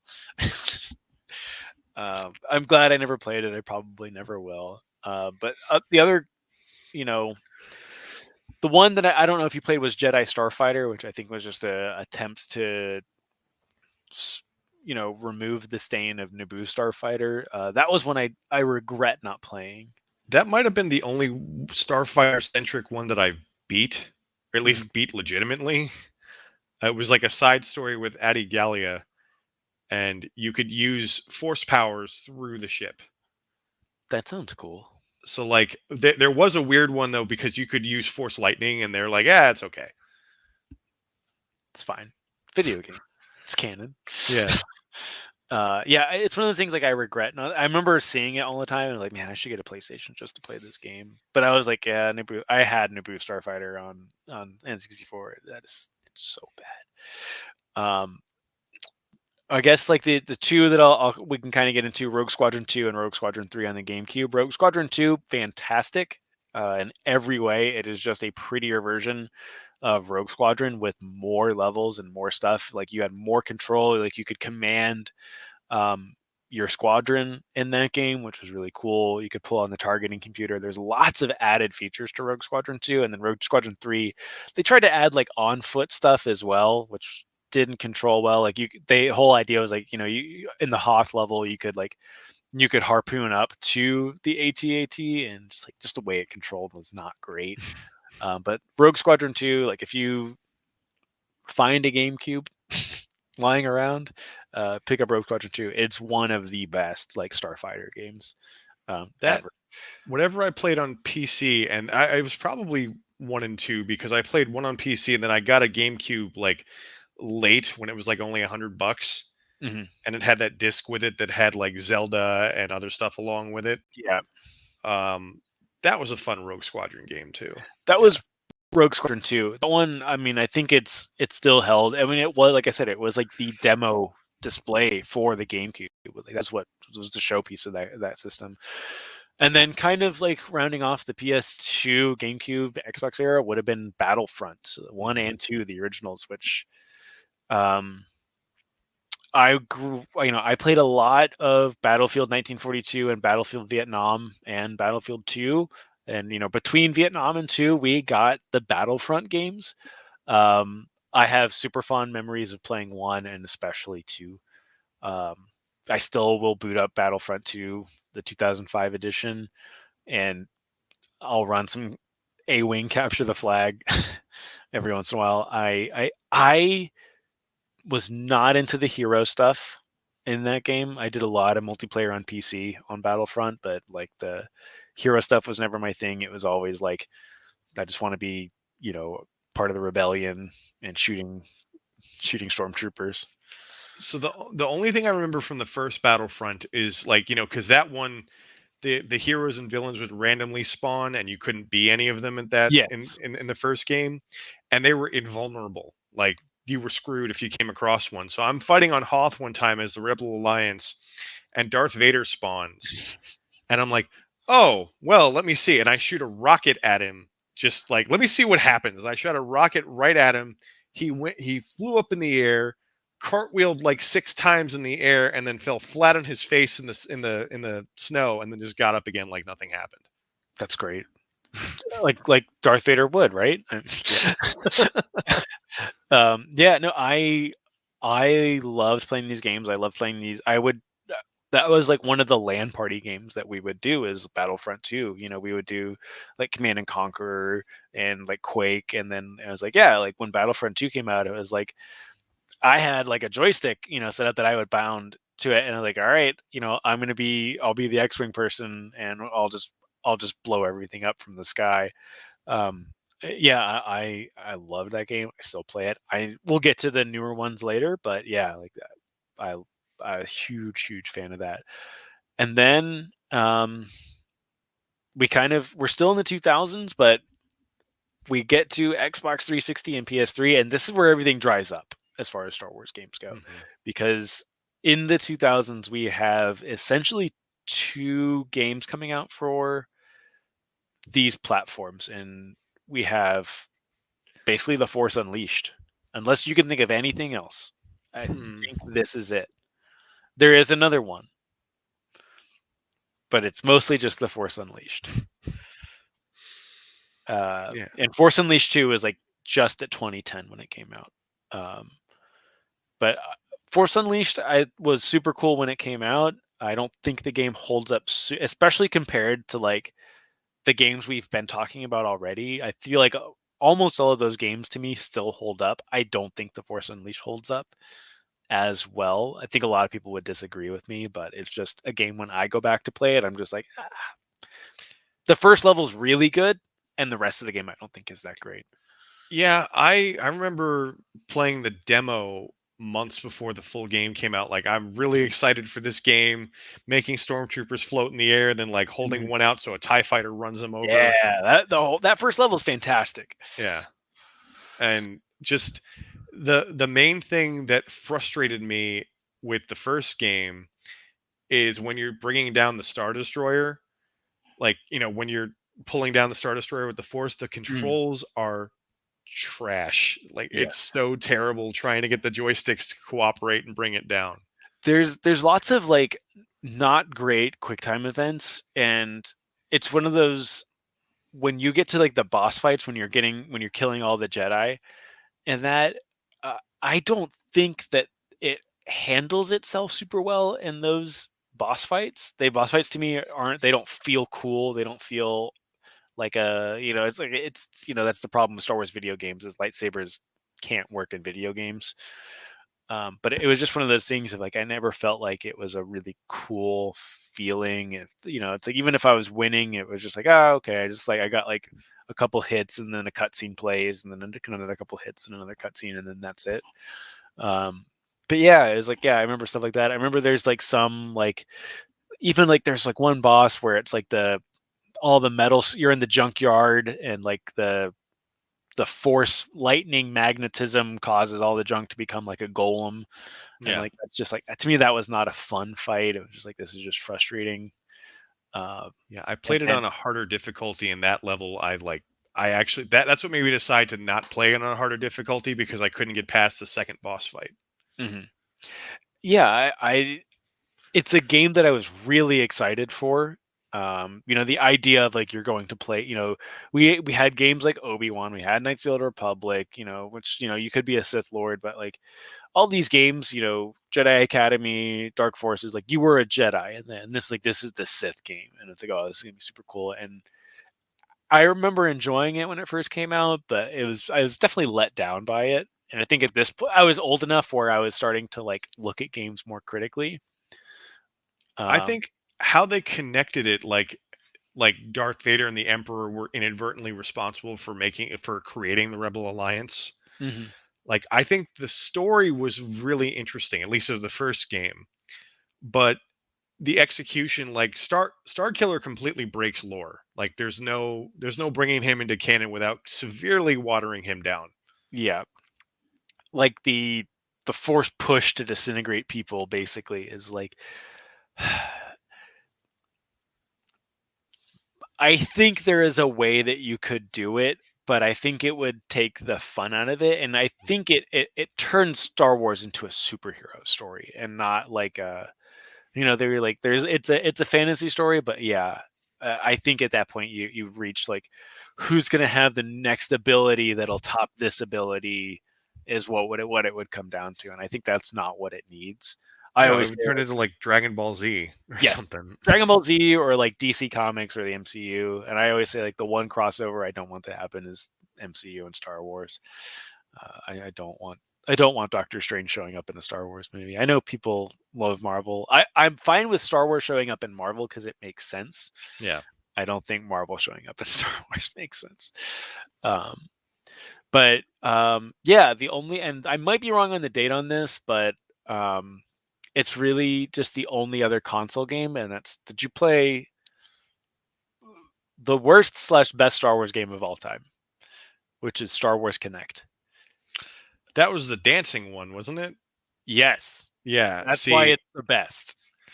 I I did play a little bit of it, um, to the point where I made my ex-girlfriend and her nieces laugh at me because I was playing the game. I was dancing along with Han Solo and shit.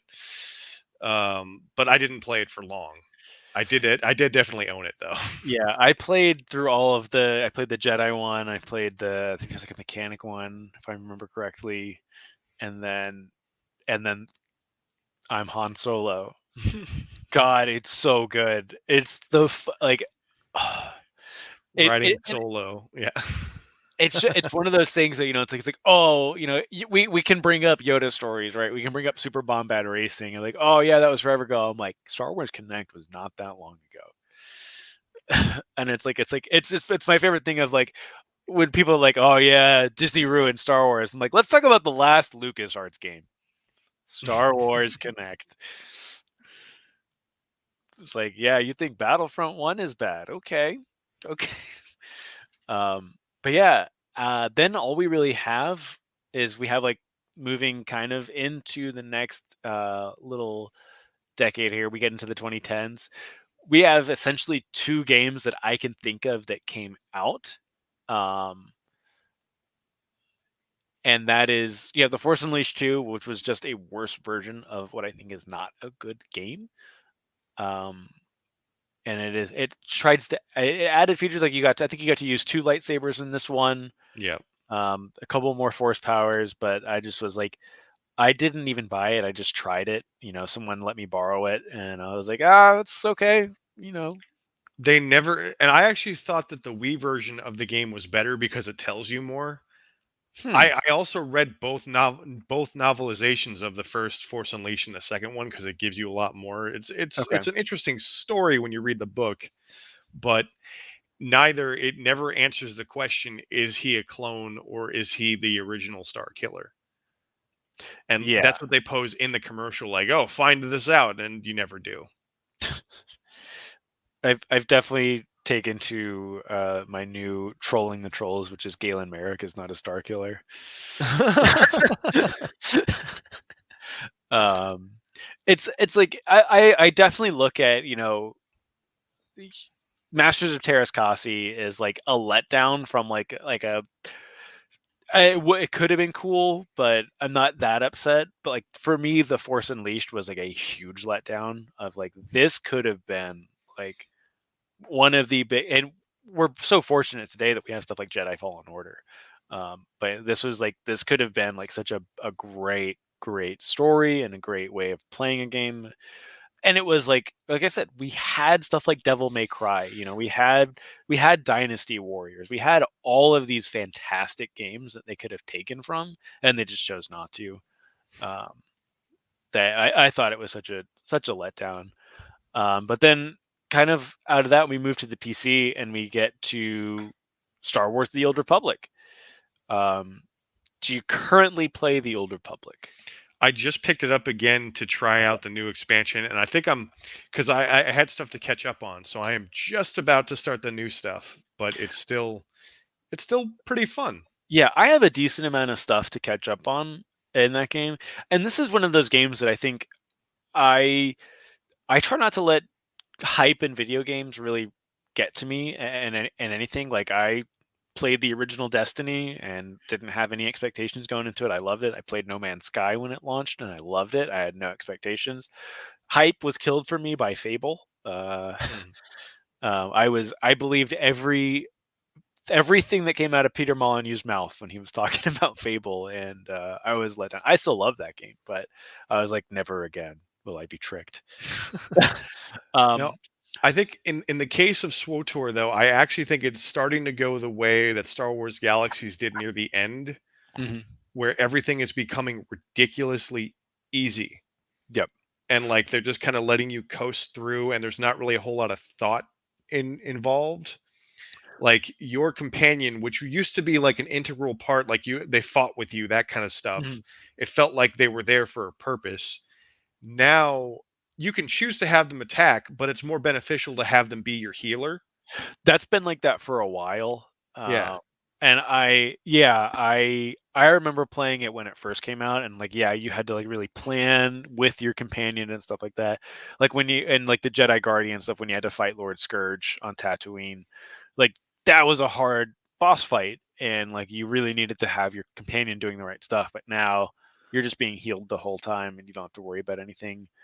I mean, this game was called Tortanic, when Mm. it first came out, and because everyone thought it was so bad, and I was always blown away that people like it's Star Wars, Old Republic, World of Warcraft.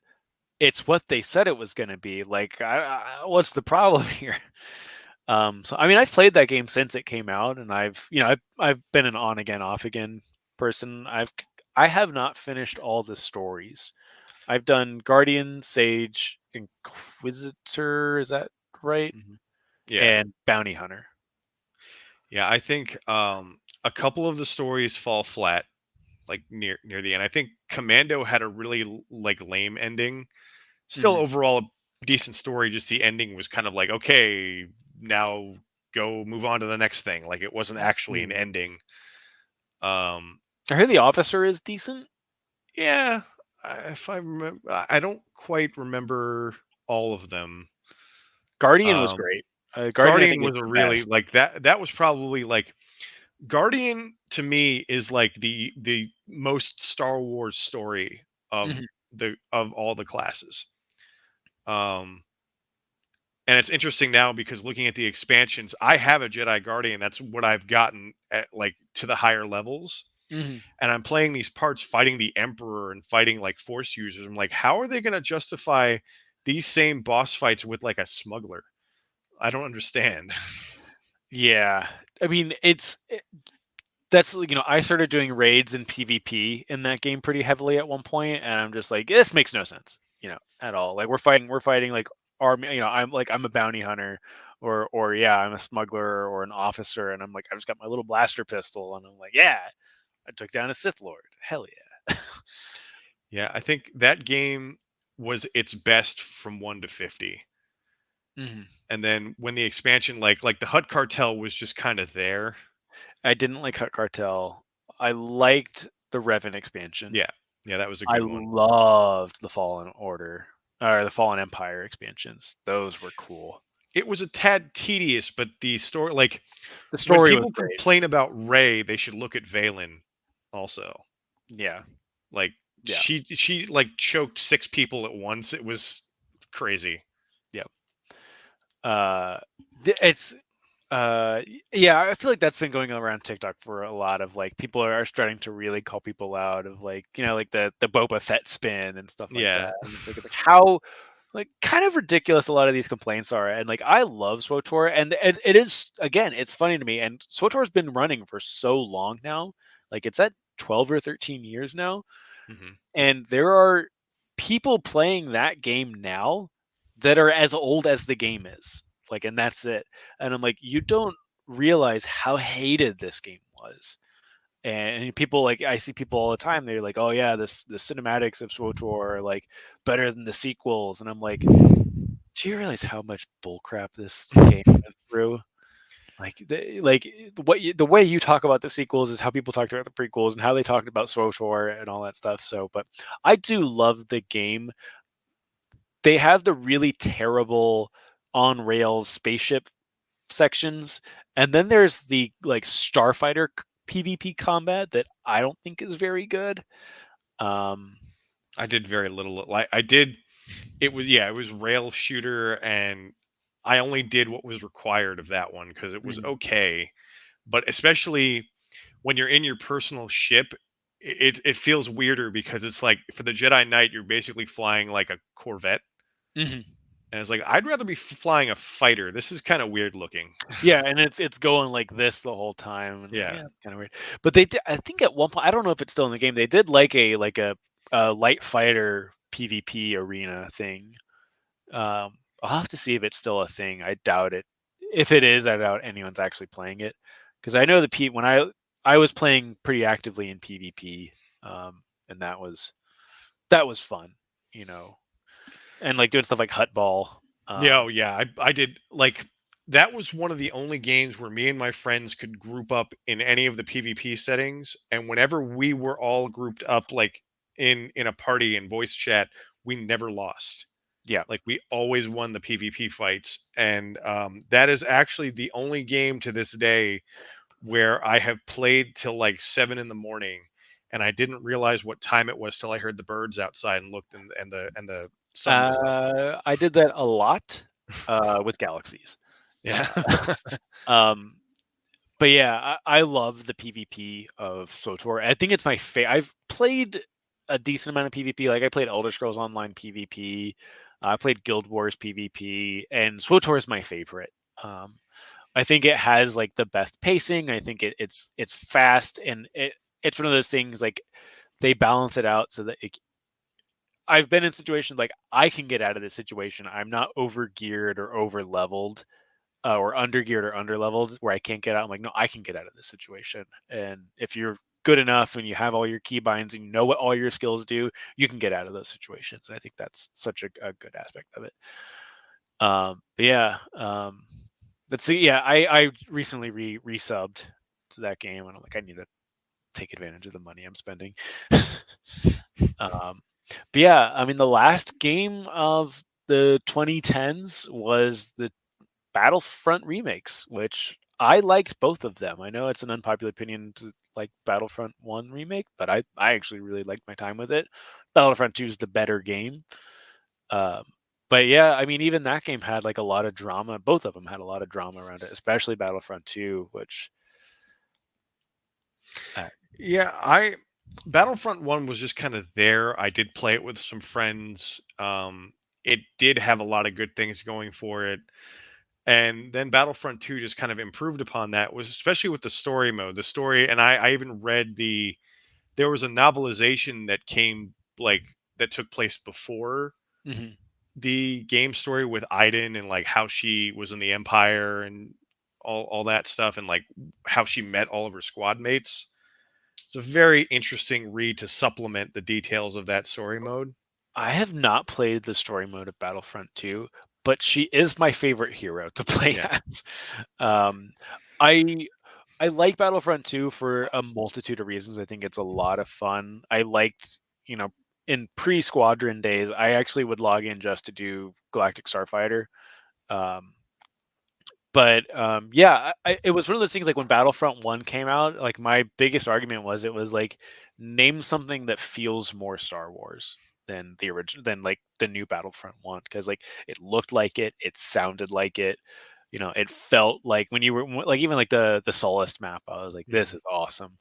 And then yeah, you just get that improvement going into Battlefront 2. You get all three eras, and I thought it was cool in Battlefront 1 when they added Jakku to the first game, which I thought it was a really good map. And again, yeah, they just improved on it. Yeah, I think they've only made the game better since it came out, and yeah, I still Yeah, I play it. played it last night actually, as a matter of fact. It's a game that like it still has a community that I think is pretty great. Um, but yeah, it's fun, and I do like seeing the modding community like put all the goofy the goofy characters in it on PC. But yeah, it's one of those things like that. I know we have like friends in Discord that still play it like weekly that I need to hop on with them more. I just wish it Yeah, was that's who I was playing it with. We had a whole party last night. nice. Uh, I wish it was cross-platform because like I have to bring my PS4 into my bedroom, and I just don't want to do that. It's not that big of a hassle, but it's a big enough of a hassle. I'm just Yeah. everyone just needs to play on PC with me. But yeah, I mean, we kind of move. I mean, it jumps right into the 2020s, which really we have three games. We have I think the big one, which is Jedi Fallen Order. Have you played through Jedi Fallen Order? Yep. Yep. Okay, yeah, I was so blown away by this game. Like it was a game that I had high expectations for, and it surpassed those expectations, which I feel is so rare these days. But yeah, I mean, I don't know how deep you got into it or how deep you got into the combat or how you stack it up against other games. So if it wasn't a Star Wars game, the moment I heard Dark Souls inspired, I would have canceled my pre-order because That's I fair. despise Dark Souls games Okay. because they're just like I know a couple of people on TikTok that are like, yeah, it's not that difficult. It's just people make it difficult. I'm like, well, fine. I would rather not have to roll around a lot and look goofy trying to dodge stuff. Yeah, so I did a TikTok live before hopping on here, and like people were talking about Elden Ring, which came out yesterday, 2 days ago, doesn't matter. Yeah. Um, and we kind of got to talking, and like I don't dislike Dark Souls, but I tell people like I loved Demon Souls, that first one when it came out. I like Sekiro, and I like Bloodborne. I don't like the Dark Souls games. I think they're cheap. I think they're not well made. I think the biggest combat or the biggest opponent is like your controls Yeah. in those games. Whereas I think there's other things that make Sekiro and Bloodborne more interesting. Um, but yes, like I had that hesitation when like when we saw it, I thought it was going to be like a Devil May Cry, God of War style game, and then they're like, no, it's going to be more like Dark Souls, and I was like, ooh, okay. I don't think Dark Souls is it was like I think we're at that point when every game was basically Arkham Asylum, and now we're in the phase where every game is just Dark Souls. Yeah. Um, and I don't. I think this is the best because I've played like the the the Surge or the Purge or I think it's the Surge, the science fiction one. I played like there was I can't even remember. There was a really bad one I played, like a bad Souls like game, but it was like it was so bad. And then I There was a played Kingdom one that looked cool. Then I found out it was a Souls game, and I didn't get very far in that one. there's Code Vein, the anime one, which is Mhm. pretty neat. But yeah, there are not many good ones, and I think this is the one good one. Because I think especially the fact that it does have like different difficulty levels. Um, And I do think Jedi Grandmaster is not as difficult as something like Dark Souls or Bloodborne, but it still has a decent enough challenge to it. But even like people say like, "Oh yeah, I played on like the lowest difficulty, and I feel like a Jedi." And I'm like, yeah, that's awesome.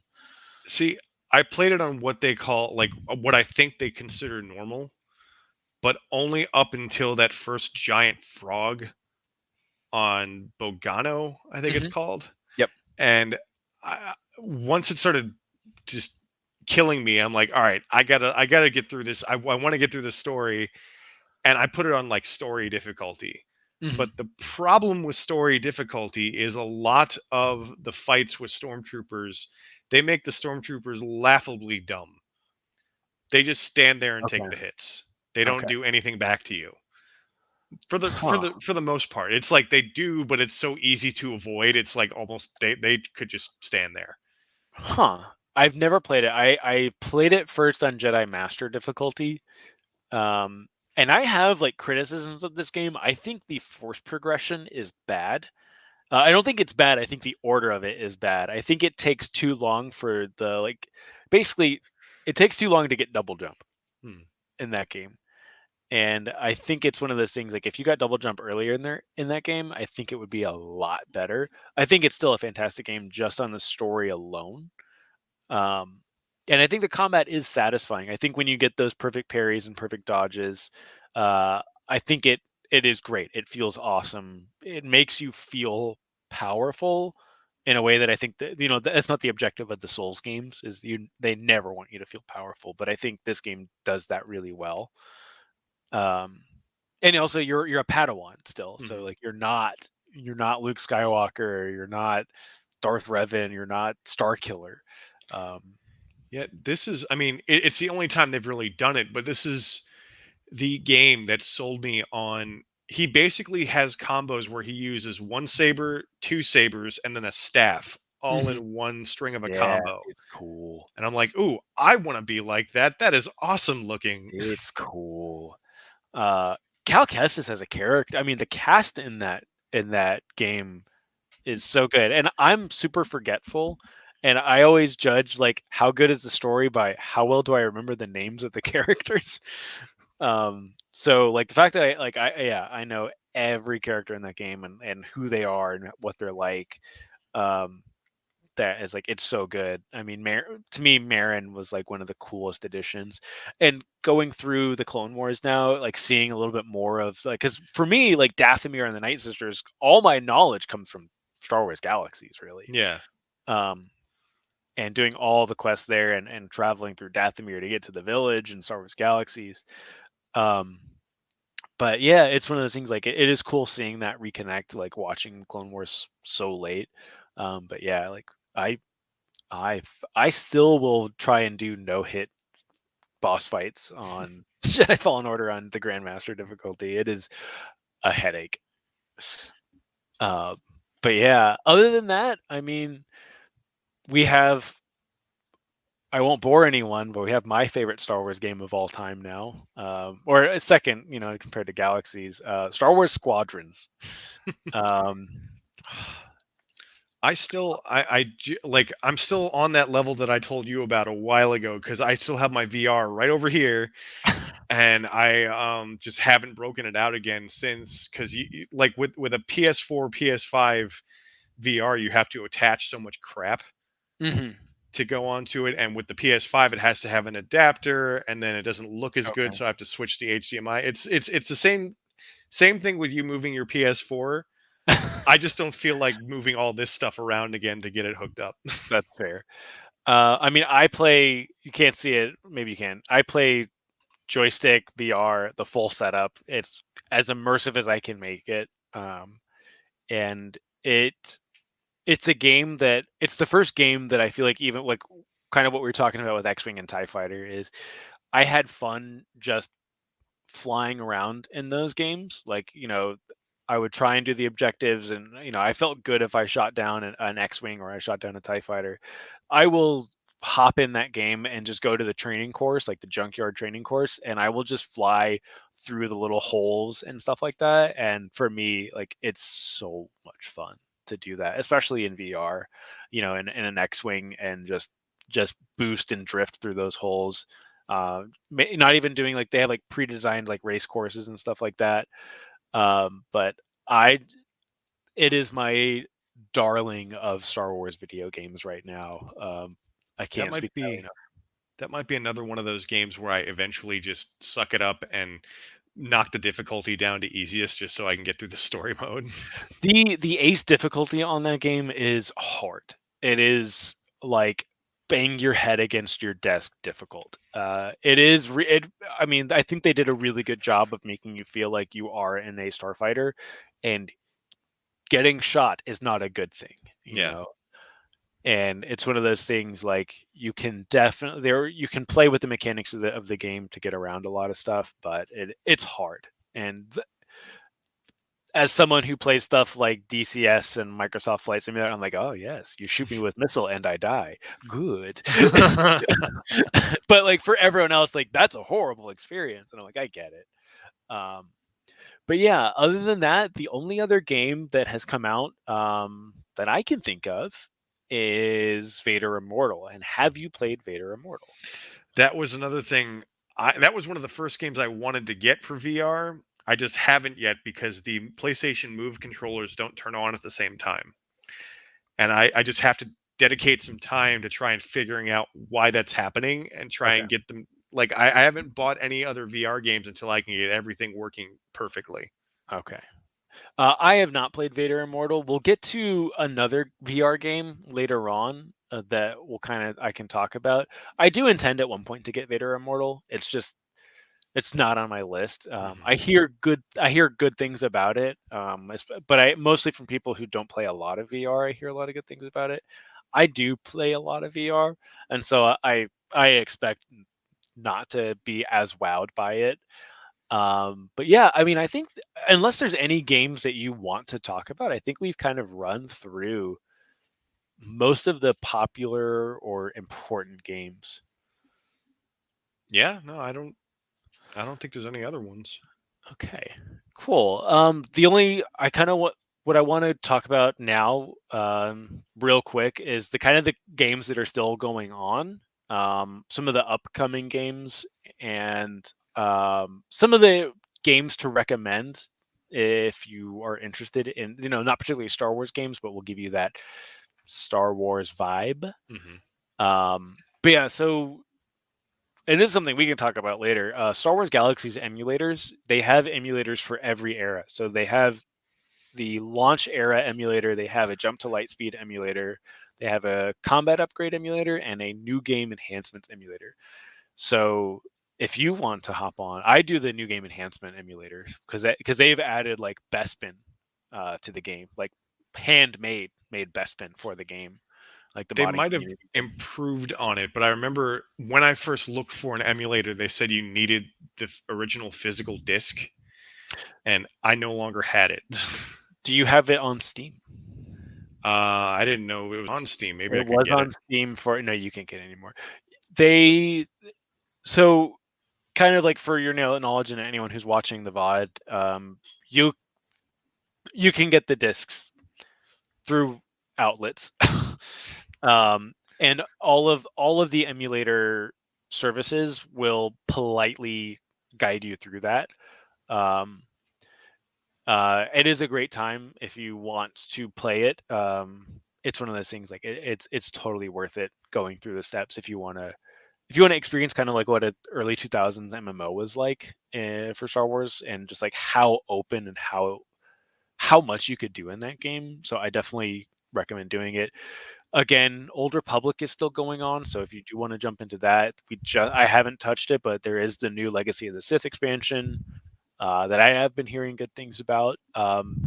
Battlefront, like we said, is still a popular game, both old and new. You can find people playing Battlefront 2 from 2005 as well as Battlefront 2 from 2019, I think is when that game came out. Mhm. Um, X-Wing and TIE Fighter still have communities. You can download mods that make those games 3D. And someone is now working on a VR support for X-Wing, which I can't wait to try.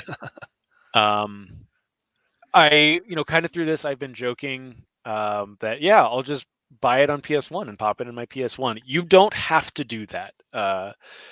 Almost all the big Star Wars games now have re-releases. Like Racer Revenge is on PS4, Jedi Outcast and Jedi Academy are on PS4 and Switch. KOTOR is on iPhone. Um, so it's Now, one of those things like, yeah, I will say on the tablet and iPhone, the controls for movement are terrible. they're terrible and it is impossible to win a swoop race Mhm. on iPhone. I have it on iPhone. I am almost done with it on iPhone. It is so painful, but you can do it. You can play it. It is the whole game. I don't think they'll ever do KOTOR 2. Um, but yeah, that's something you can do. Also, check out Limited Run if you want to play any of these games like on the original hardware. Um, they do a lot of that stuff. But yeah, um, I mean, you said you still play Battlefront and Old Republic. Mhm. I think we should get together and get going on SWG, Yeah. and get everyone in the Discord playing Galaxies. Oh my god. Yeah. We'll make a town. A lot of them would be interested, I'm sure. Oh, if we could, we should get a Pod Ones town. I'm gonna talk to Luke and see if we can do that. Um, but yeah, so there are a couple of games coming up. We have Star Wars Eclipse, which is the High Republic Quantic Dream story-driven game that I'm lukewarm on for a multitude of reasons. I don't like Quantic Dream games really at all. They're not my cup of tea. I don't have anything against like walking simulators. I love Dear Esther. I loved Gone Home. The Quantic Dream stuff doesn't. Did you ever get into the David Cage stuff? um no, I played like Fahrenheit Hmm.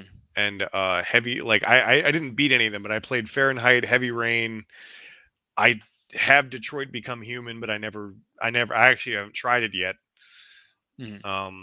But just from what I hear about Quantic Dream as a whole, I'm so very indifferent about It's getting it. it's so tricky because number one, I don't mean this to make my personal preferences over anything else. It's just if it's going to be Heavy Rain but Star Wars, I will have little to no interest in it. I will probably play it for the sake of like going through it, and it's like, hey, it's the first High Republic game. That's Mhm. exciting to me. There's obviously uh, social issues.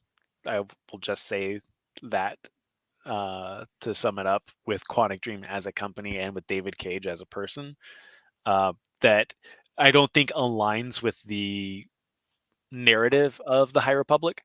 Mhm. And I think that's a huge concern for a lot of people. And I totally understand that. That's totally valid.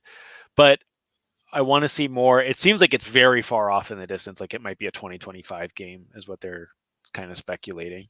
So we'll see. I mean, that's 3 years from now. So we'll see where it comes. Then we have Hunters, which I guess is like an Overwatch style game It for looks Star Wars. close enough to Overwatch. I will like it's going to be for Switch and mobile, which is really weird. Whoa, I thought it was like a everything. Um maybe it is. I don't know, but I think just the fact that I heard mobile, I was kind of like, "What?" That's I wasn't that excited for this. I played Overwatch when it first came out, and they added like 1 million people to the game, and I'm like, whoa, I don't know how to play this anymore. I just got killed by I don't know what. um, Yeah, it says landing on Nintendo Switch, iOS, and Android. that's so bizarre. I'm down to play it. I feel like we've moved past like Overwatch and Rainbow Six Siege and Battleborn, and I feel like those games have come and gone. And like I'm glad they're not doing a Star Wars battle royale because I don't like battle royales that much. But that seems like the appropriate avenue to take if you just want a moneymaker. No, I actually for the longest time was an adamant hater of Fortnite, and then a bunch of TikTok mutuals play Fortnite and drag me in, and I'm like, all right, this is actually kind of fun with friends. Um, I have never played Fortnite. Um, there is a negative, pretentious side of me that is like, I will never play Fortnite. I will sing all of the Fortnite songs and do all of the Fortnite dances, but I will never play that game. I don't know. I played DayZ. I played what was it, H1Z1 That or was my first one, actually, my first battle royale-ish survival type yeah. thing, and I I played hated it. I played PUBG, I played Warzone, I played Apex, and I'm just like, I'm not having a good time. And Fortnite just doesn't seem like it's gonna do it for me either. So I'm glad we're not getting a Star Wars battle royale. I don't think it would work. Um, but yeah, we'll see how Hunters turns out. It's such a strange choice that I just don't see. Especially, I thought it was literally going to be on like PS5 and Xbox Series X and PC. That's so strange that it makes me, if it's going to be on iOS, it makes me like, what kind of game? I thought this was going to be a first person shooter.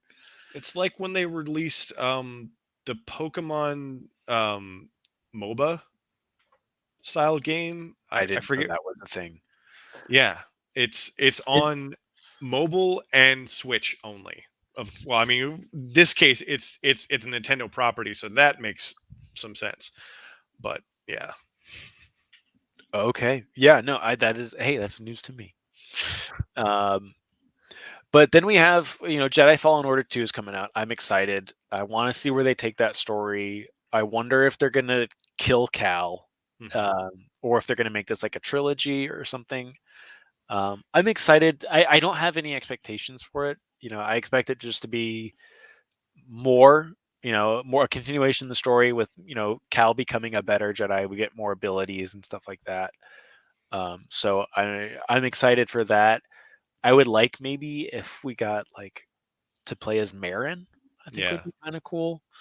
Um, as long as BD1 is still in it, it'll be great. and it made me think of earlier the amount of cosplayers that are just absolutely incredible with Marin and like gender bent Cal Kestises, and Mhm. oh my god, it's so good. I love it. It feels like, maybe if you fall, like, it feels like the Mandalorian of video games, hmm where it is this new generation of people. Like, this is a game that, I don't think your average Star Wars fan would want to play. It's like the average Star Wars fan would probably want to play not much. It's, they probably played like Episode One Racer on 64, stuff like that. This is a Souls like game. It is just one of those things of, it's like, when I think of, your average person, probably doesn't have much interest in something like Dark Souls, hmm and this has like captured the appeal of so many people, and I think that's so cool. Um, like, there's people that I know like that. Oh, I don't play video games, but I played Fallen Order and I loved it. I'm like, wow, that's cool.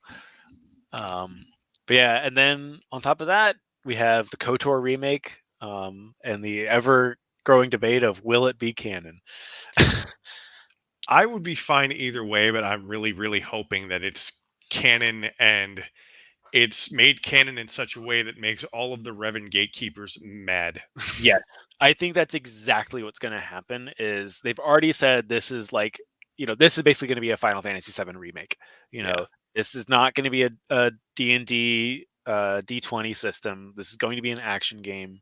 This is going to be from the ground up remake. I think they're going to change the story. I think they will change the story, and they're like, this is going to be a canon. This is the canon edition of Knights of the Republic. All the Revan crybabies are there. I've already said it. Revan's going to be gay and not white, and they're all going to cry, and I'm going to love it. So I'm excited. I know there's people that are upset that it's going to be action focused. I loved the original Final Fantasy VII, and I loved the remake. Um, I've never beaten either of them. However, I have both of them, And when I played just like the beginning of the Final Fantasy VII remake, I was blown away. I'm like, this is the most fun I've had in so long. I love just It's taking so good. Cloud's sword and whacking people with it. They did. This is one of those things. Like I remember the tech demo for PS3 for that game.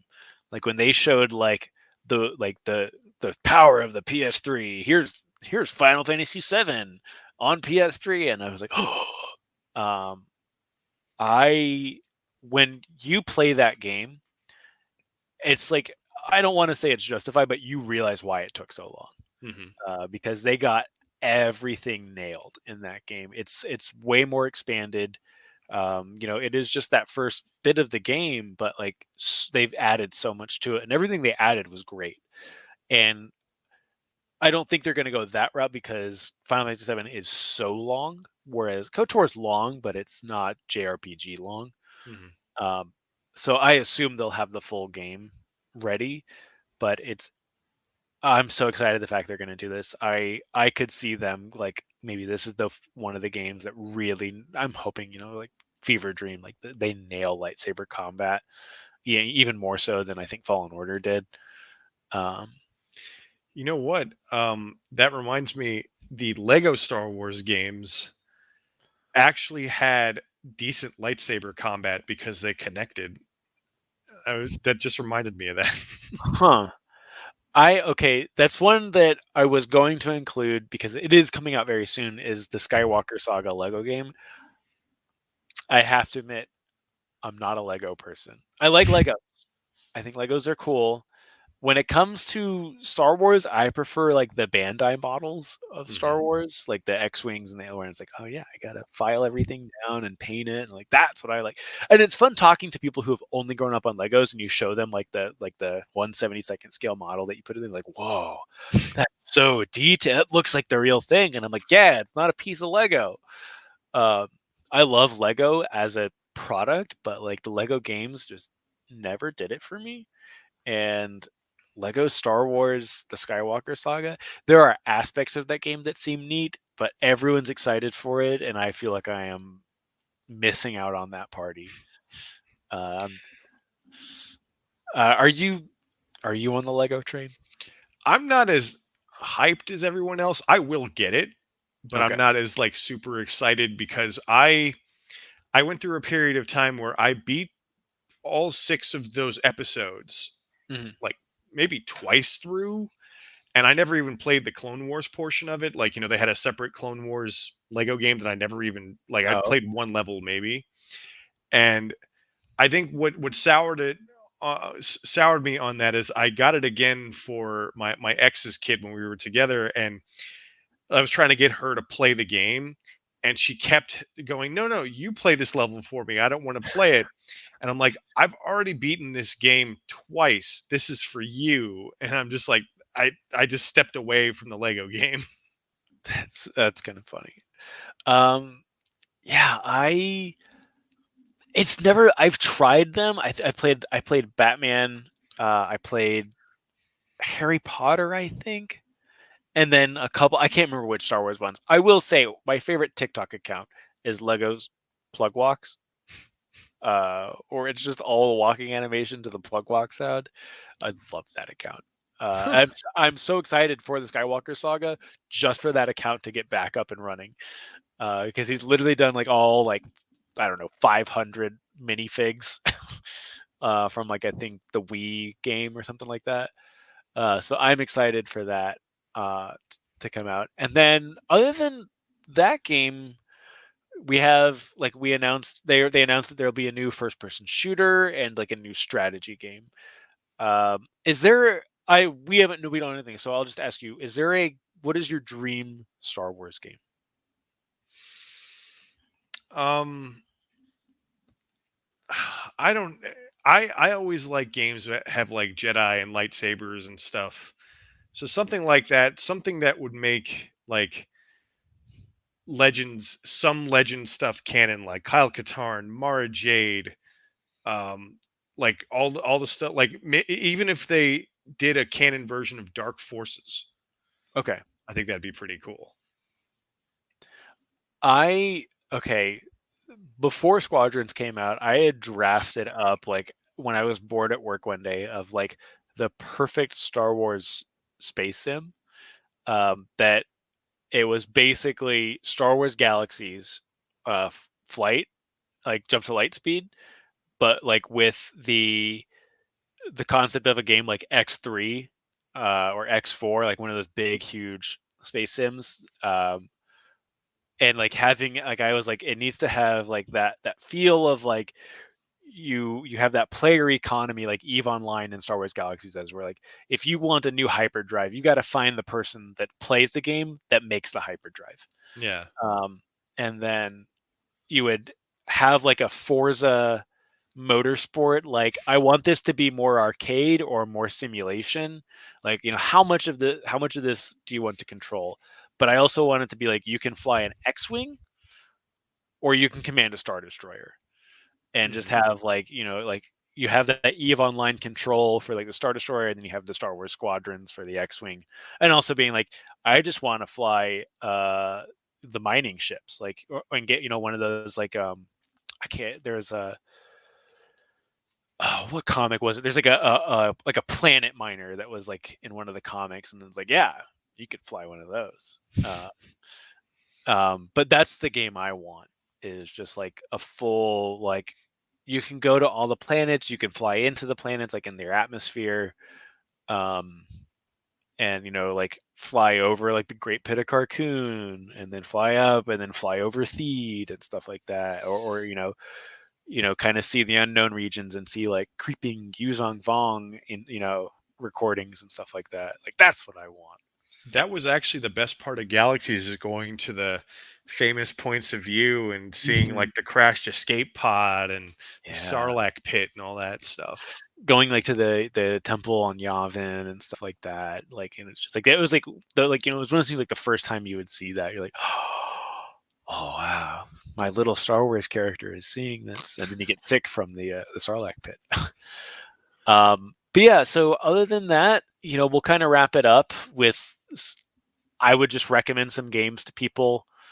The first couple ones I have are going to be some kind of like what I said, like my dream game is like some space sims. Like if you want to play more squadrons, Elite Dangerous. If you're really into like space trucking and transport, and you want to know what it's like to be um, a transport, person, kind of like in Star Wars, Elite Dangerous is really good. X3 and X4 are really good. X3 has a Star Wars mod where every ship, I think from 1990 to 2010 from the expanded universe is modeled and flyable in that mod, including like the Eclipse Star Destroyer. I know you're looking at it right now. I'm looking at X3 game. I don't know if I ever heard this. X3 is good. It's Albion Prelude, I think, is the version you need to do that mod. Other than that, you have No Man's Sky, which does have a Star Wars focused community, which there are Star Wars inspired ships in No Man's Sky, and they do require you to have one of those ships to join their community. They have bases that are built and designed around Star Wars that they have for the multiplayer, so it's really cool. And then also you have Star Citizen, which is an alpha game that is never ever coming out of alpha. But if you want to know what it feels like to fly an X-wing um, in an open universe that looks really good, there are ships you can get in Star Citizen that are based off of X-wings. They have S foils and everything. Hmm. So there's that. It's a frustrating game because it's not ready yet, but yeah. And then the other flying game would be DCS or Digital Combat Simulator. Someone has made an X-wing versus Tie Fighter mod for that game, and it is cool. They are really difficult to fly. Um, do you have any games that like kind of stick out to you? I've got a couple more. I wish Freelancer was still around. That's a much older game. Yes.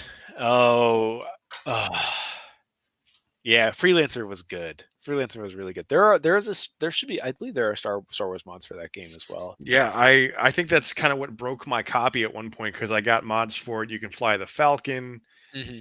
and a couple other ones, but I only remember the Falcon primarily, even to the point where when you there's no hyperdrive, but there's a boost. Mhm. And they went so far as to sometimes the boost in the Falcon, the hyperdrive failure sound plays and you don't boost. Like it fails to boost because of that. That's cool. The X3 mod has they obviously do have a faster than light travel system, so you do get to go to hyperspace. But yeah, that one's cool. The other games I have are kind of like more of like the character focus. You have No More Heroes. I don't know if you ever played the No More Heroes games. Um, it's lightsaber combat, but really goofy. Yeah. Really, really fun. They're really good games. They're on the Wii. It's I always say No More Heroes is the best use of the Wiimote. Um, so there's that game. Mass Effect 1, which was written by Drew Karpyshyn. It is essentially KOTOR 3. Um, like I believe he even came out and said that once, like that a lot of the story there was the story he had ready to go for KOTOR 3. The Spectres are the Jedi. Congratulations. Yeah, that was. I mean, I'm actually halfway through the second one again. I've played through it like when it was on 360, but I loved all of those games. It was a I love lot of that fun. trilogy. They're so good. Another one. This is a long shot, but if anyone wants to do it, Battlefield 1942 has, I believe it was called Black Galactic Battleground. It was a mod, a total conversion mod that it was all Star Wars stuff, and you could fly X-wings and Tie fighters over, Mos Eisley and stuff like that. It's where Battlefront came from, was that mod. So if you happen to find a way to get Battlefield 1942 running, that mod is still floating around on ModDB, I believe. It has not been updated in years, but it's pretty cool. They did a really good job with it, especially when you realize Battlefront didn't exist when this came out. It's really cool. Then you have Sins of a Solar Empire, which is a 4X strategy game. The longest strategy game of all time. Those matches can take 8 hours. Someone did a Star Wars Total Conversion mod where it has not all of the Star Wars ships. It's all space strategy. It's like it's just taking over planets and stuff like that. But you do take over, like you can take over Tatooine and Naboo and stuff like that in the mod. Most of the expanded universe ships are in there, and then the most recent one, because these are all really old games that you can play for the most part. Blade and Sorcery. That I've been in the Discord server that we're like streaming. Blade and Sorcery is like a medieval VR experience, and there is a really, really good mod called the Outer Rim that adds, I think, every lightsaber in both expanded universe and canon right now is where they're at. Like they have High Republic. Stellan Gios's lightsaber is in there. It actually retracts and expands the same way it does with the crossguard. Cal's lightsaber is there. It has a magnet that can attach another lightsaber to it. They have not every blaster, but most of the blasters there. You can do it on Tatooine. You can go to the Camino cloning facility. You can go inside the Ebon Hawk. If you want a VR, and it is VR, I feel like I haven't said that. It is all VR. But if you want to know what it's like to swing a lightsaber and cut someone's head off, that is the way to do it. And I've heard from lots of people that Vader Immortal is cool, but if you want to play with a lightsaber, you do Blade and Sorcery. And I do that quite often because it is so satisfying. Yeah. Do you have any other games? No, I think we covered it all. Cool. The only other game that I thought of, like kind of before we came on live, was Ghost of Tsushima. I am partway through that. I have to pick that game up again. Like there's so many games that I start and I stop for months. I haven't finished the game. I've been playing that game and I've been taking my time with it, and I think I'm like halfway through Act 2. That is a Star Wars game if I ever saw it.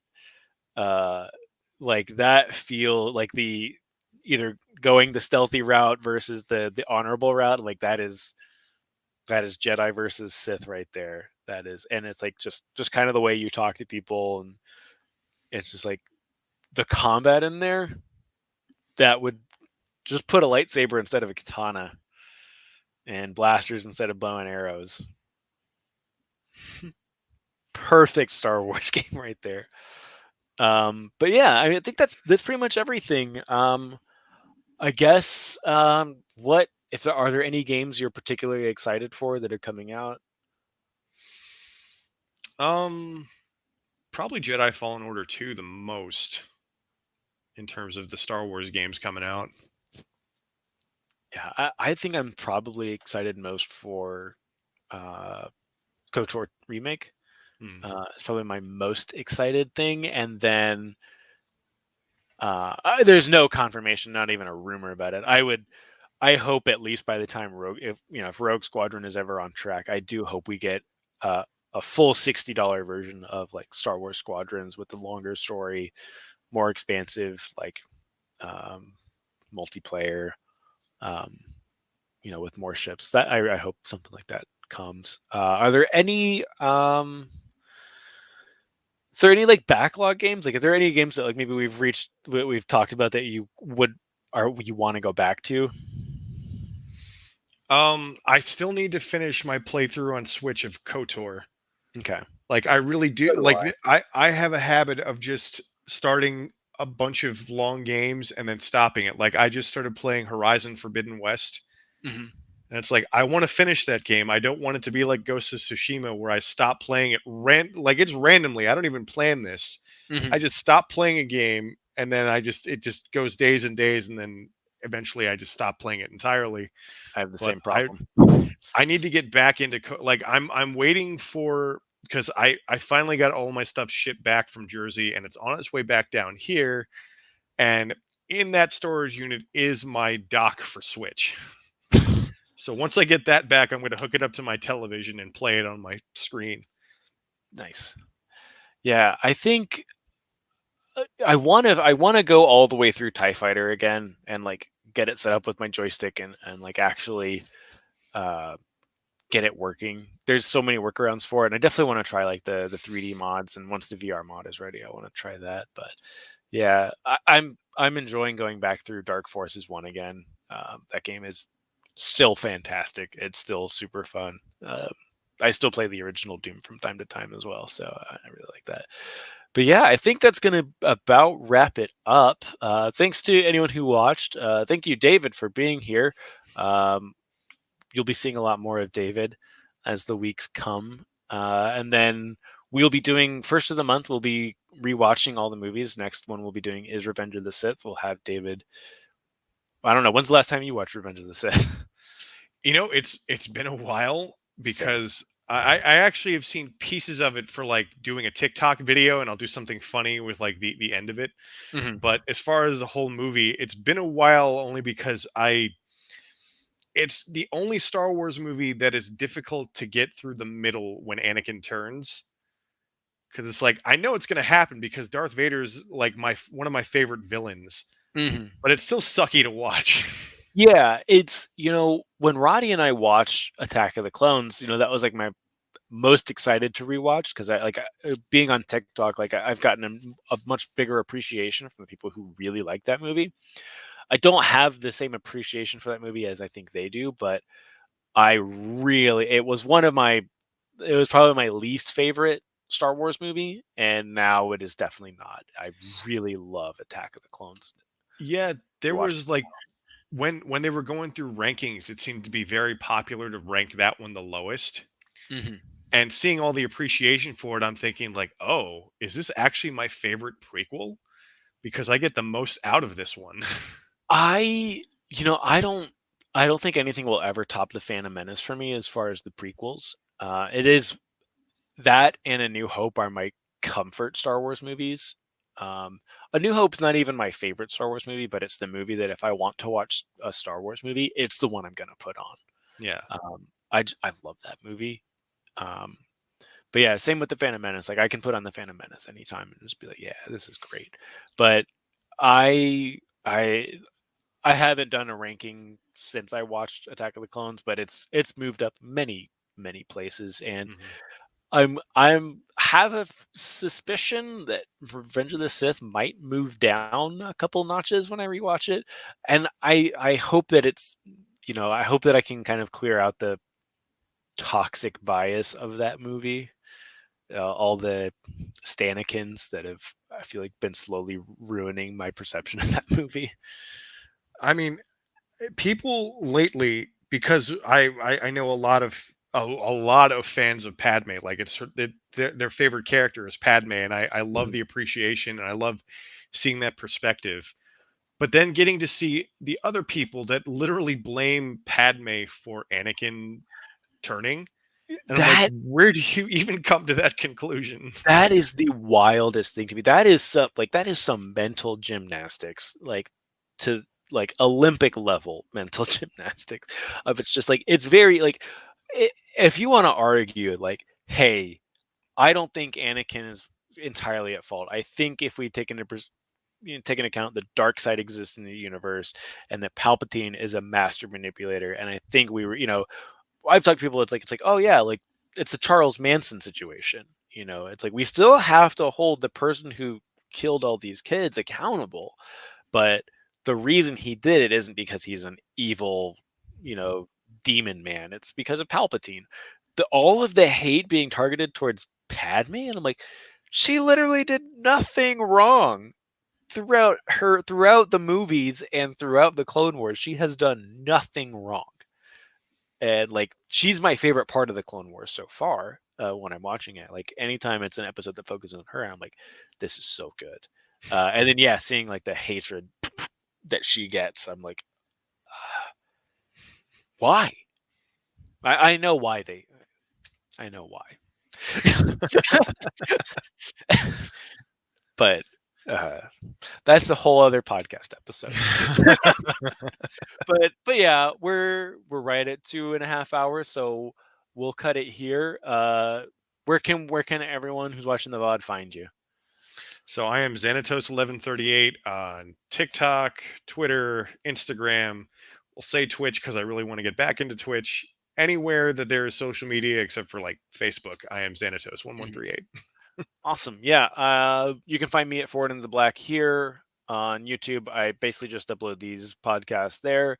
You can find me on TikTok primarily at Forward into the Black. You can find me on Twitch at Forward into the Black. You can also find our other co-host Roddy, who's primarily on Twitch at He Go to Mass 27. If you like Dark Souls, like we don't, uh, Roddy is an insane Dark Souls player. So if you want to follow him and watch some of that, he is a super chill streamer, and he will just be sit there vibing and just like running through every single boss and just be like, oh yeah, you ever just thought about human consciousness? And just like, you are doing something that like gives me a migraine.